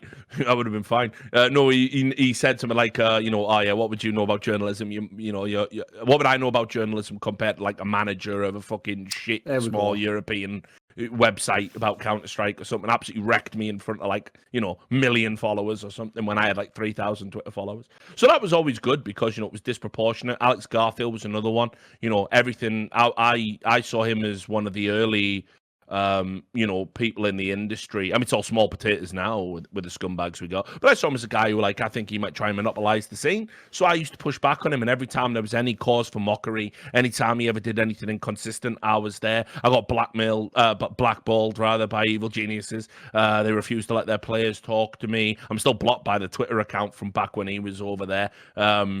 You know, so those were all good beefs. Nazgul, me and him from Liquid had a fucking beef for a few years because when they merged with the American guys from Curse, Steve Arnset is a fucking sneaky motherfucker. So that's a good beef. It's like all the modern ones that come after that. That's probably the last great beef because it happened at the start of E-League. And then after that, you know, it's, you know, like people like Hastro, it's like, it's just boring now. It's just so transparent, you know, like everything you say is ridiculous. So yeah, but maybe one of them. But the Team Liquid beef was really good. I remember having a fucking shouting match with Nazgul at some fucking dinner we were at, where I was like, mate, you're all, you've got so many skeletons in your closet and you're fucking with me. You're fucking with me in public and you're saying I'm lying about your org. Like, yeah, you're outrageous. And he's going, man, but it's not me. It's not me saying it. I'm like, you're a co-owner, you cunt. Calling my integrity into question. This is over dinner in person, over drinks, you know. And it's like, I love that guy still, but it's like, you know, the bits just good ones. You know, feuds more than beefs, really. What about you? You got one? I don't think I've really got one. I mean, it just is.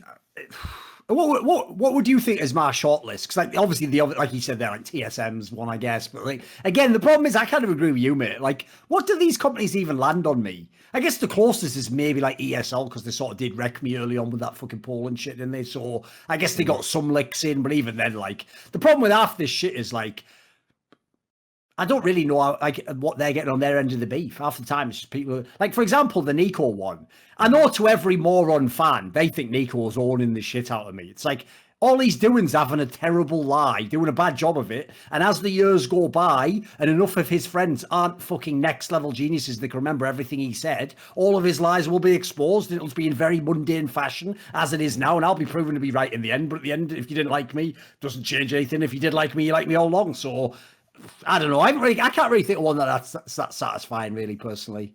No, actually, one of my top is got to be being calm, actually, from back in the day. Maybe it would be that one. That's one of the only ones that had legs and actually, as you say, it's like a vaguely worthy opponent in it. So, fair enough. I'll give you that one. That's fair. Carmack will be over the moon that you called him a vaguely worthy opponent. Nicest thing you've ever fucking said about him. Echo, in which ways has Xqtzzz improved or changed your lives? Let me actually tell you, there's a reason why. I know Duncan's got no thoughts about him. I'm going to have a great answer for this, but I'll let you go first. Timestamp ready, Sam. No, it's nothing you're even going to need for that. All right. Well, so the reason, right? So for those who don't know, Xqtzzz is a guy who was behind one of the original shock websites when we grew up on the internet. And what he did was he basically did something really unacceptable to his bottom. And a bottle. No, that wasn't him. That was someone else. You're thinking of One Guy, One Jar. That's much later. Oh yes, actually, So anyway, I've blurred the two together. And then because of his sexual peccadillos, he'd uploaded this to a website. Back in the days when the internet was early, how people used to get you was they would send you an attachment, and people would just come into terms with email technology back then, and they would say, "Oh, look at this," and you had something called Xqtzzz.cx. And you would click on it because you'd be like, well, what's that? You know, it's nonsense. It doesn't even mean anything. You'd click on it and the picture would pop up, and obviously horrifying. Now, the reason why I have sort of fixated on this guy and bring him up often isn't because I'm like, I think what he did to his bottom is amazing, super cool or anything like that, because it's mad. But it sort of speaks to internet celebrity for me. I think about what it's like to be able to sort of go viral and blow up and be known for doing that one thing. And it was like Xqtzzz was the sign of things to come.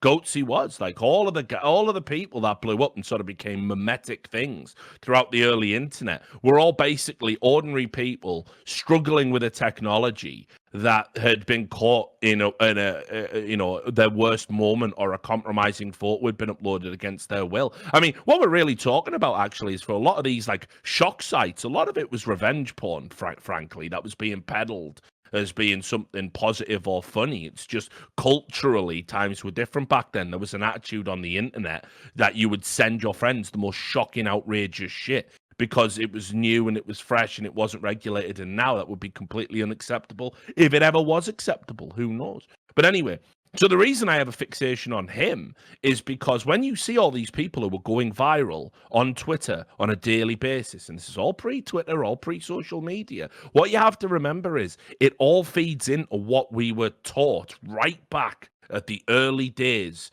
of the internet, which is you can take somebody in their worst moment, spread it around, and they will only ever be known for that thing. The machinery was all laid out with the Xqtzzz pick, and we just didn't sort of pay any attention because it was a man wrecking his hoop. And that to me it was actually some wisdom to be gleaned there, but you couldn't see it. Through the hoop. Yep. Oh, all I'm going to tell you is this. Since you all know what Xqtzzz looks like, just type in. Even though it's not even that bad, it's just a joke.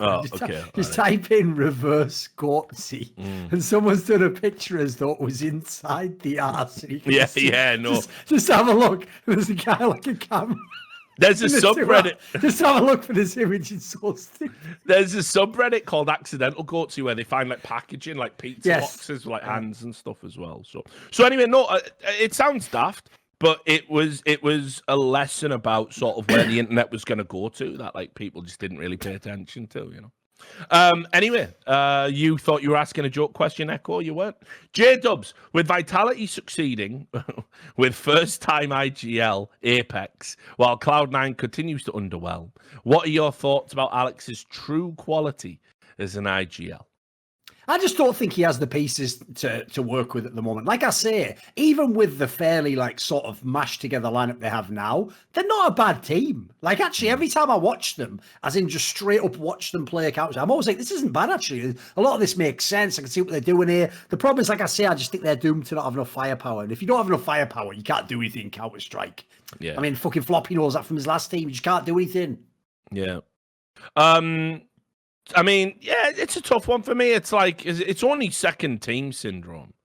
You know, so it's like it's hard to sort of make any determinations, especially given this is a completely different project and a completely different set of players in terms of like just even as archetypes. It doesn't really make sense to sort of like make a determination. What I will say is, if he keeps trying to make this Nuke thing work and it doesn't, I'm gonna say one of his negative traits is gonna be stubbornness, because he's got to get with the program here very quickly. But in general, I'm gonna wait just a little bit longer. I need to see whether or not this team improves or whether or not it really flops, and I need until April, I'd say. I'll give you an angle I hadn't considered before, but I definitely will look for in the future now, which is this. In light of the fact that the more I find out about Vitality's CSGO team, the more the Xqtzzz guy seems to have his fingerprints everywhere. That does make me think it's possible I slightly overrated Alex. Like maybe some of the shit Alex was doing, like in terms of like the team management, maybe that was the coach. Maybe he just called the strats. Maybe the coach managed the personalities and I don't know. So that's the sort of thing I'm looking for with this team, where he doesn't have someone like that to see whether he will step into those shoes himself. But I still think, put it this way, as an IGL, I still think he's a good IGL. I don't think that can be faked. Yeah. So, last question, gaming poll. Is industry veterans working across the world, which air flight longer than 2 hours was the best one of your life? It means for work, I assume, then. Well, I mean, yeah, I guess. Thing is, I normally, right, I'm not someone who has, like, I'm not that good at, like, sleeping on planes. This is even when I got to the days where I finally had, like, the noise-cancelling headphones, all that shit. I've never had that great time, like, sleeping on them. So I have to say, just probably one of those ones where, like, I've had the occasional... I had one time, I think it was when I was going home from, like... I think it was when I was going to one of those events at, like... Ohio, like one of the fucking MLGs or something. I just had one where I got mega lucky. I think it was when I was going back to Korea as well. And I just got on the plane and just like went to sleep within half an hour and literally had that mad thing like out of for me out of a movie. It never happens to me, where the person taps you on the arm and it's like, right, we're landing now. And you're like, what are you on about? It's like 11-hour flight. And it actually was like, I'd slept the whole flight. Right. Which I still don't even know how I did it, because I would normally get woken up and go to the toilet. Some wake you up, you know, fucking person wakes you up for food. Like, I can't believe they actually just allowed me to sleep. So I'll pick that one, I guess. Probably when I went out to E-League for the first time, because, you know, we'd had loads of like mad. So I was already out in America. I'd been out in America for a period of time before that, and I had to come back to pick up my visa from the embassy and everything. So I was stuck in fucking Birmingham, you know, and you know, rent ticking down, everything's on the clock. And then, like, basically, you know, it all came through. I got to come back out, and you know, I flew business class to Atlanta, and then, you know, and it was banging, and like it was British Airways, I think. So, you know, stewardesses are fucking on point with just sorting you out with booze and liquor and all that. No questions asked in business class. You have more than 2 drinks in coach or a flight. You're fucking, you know, you're a risk. If you have fucking 20 gin and tonics in a fucking business class, I couldn't give a shit.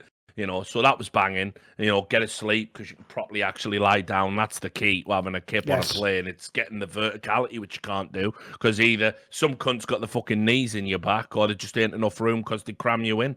And then touchdown and immediately went to a fucking 5-star hotel. Went to like the Four Seasons or whatever the fuck it was. So that was just a bang. It was like you know, barely even felt that I'd flown at all. You know, it was like just super cool. You know, so yeah, probably that, mate. Right, that's it all done. Do just want to add as well, I've just sent it to Sam, just to show you, by the way, guys, when we say industry people watch this and do listen to the show, you know, and you're getting the benefits of all of that. And, you know, you're just fans of esports. Peacemaker was watching and just tweeted out, I want to thank Richard and Thorin for the kind words on BTN. I learned not only to respect but admire you guys for the work and honesty you do. Took me a few years to develop as a coach, and some of your criticisms opened my eyes and helped me become better in and out of the server. So there you go. Not all of the criticism. I appreciate the way the first are things like, yeah, of course, yeah. Can't show any of the replies probably because it's all about why we need to be burned alive, but you know. Ridiculous, isn't it? Yeah. It's you know, it is what it is. But yeah, Lewis is a good guy. Make sure you pick him up. Right, there you have it. So shout out to the sponsors. End of the show. Yes, obviously .com/RLS. Sign up. Go follow them at CS:GO. Another video came out today. I think they were talking to Art this time around. Obviously a player who's got that wicked unique play style we all like. Always great to get his insights. So go subscribe over there, watch the video, stick a comment. I've still got my content in there. I've got another interview coming soon, so watch this space. Obviously nordvpn.com, like I said, get yourself 70% off a VPN. Make sure you got one. VPN interacts well with all of the games, does all the region locking stuff we just talked about. It's just a good product. Happy to have them as a sponsor. nordvpn.com/RLS to get your discount there. And of course, our patrons that support the show and brought it back from the dead, our $100 patrons: Jerky's Minion, Blunt Smoking Sex Enthusiast, Carve, Flacksmith, Hannah Maru Alice, J Dubs, Marcus Kiumpar, Tobias Bernasconi, Zarathenia, Cathal. Our $50 patrons: Gustav, Backin, Goody Woody, Chris with a K, Gerhan Kaya, Lonnie, Thursok, Smart as Superman, Gaming Pool DK, Elon, Echo, Rez Chi, Miss Alcoholic, BP420, Watch Doge, Reykjavik on Steam, Manuel Stockley, Benakagi, Alexi, and Sard Sawar. I know I haven't been doing a lot of content lately, guys. I know I haven't done a stream for about a week. That's going to be changing real soon. I've got everything I need, getting all my ducks in a row. So keep an eye out for the next couple of days, and certainly for the next episode of By the Numbers, which will be coming at you sometime next week. Until then, take care of yourselves. Peace.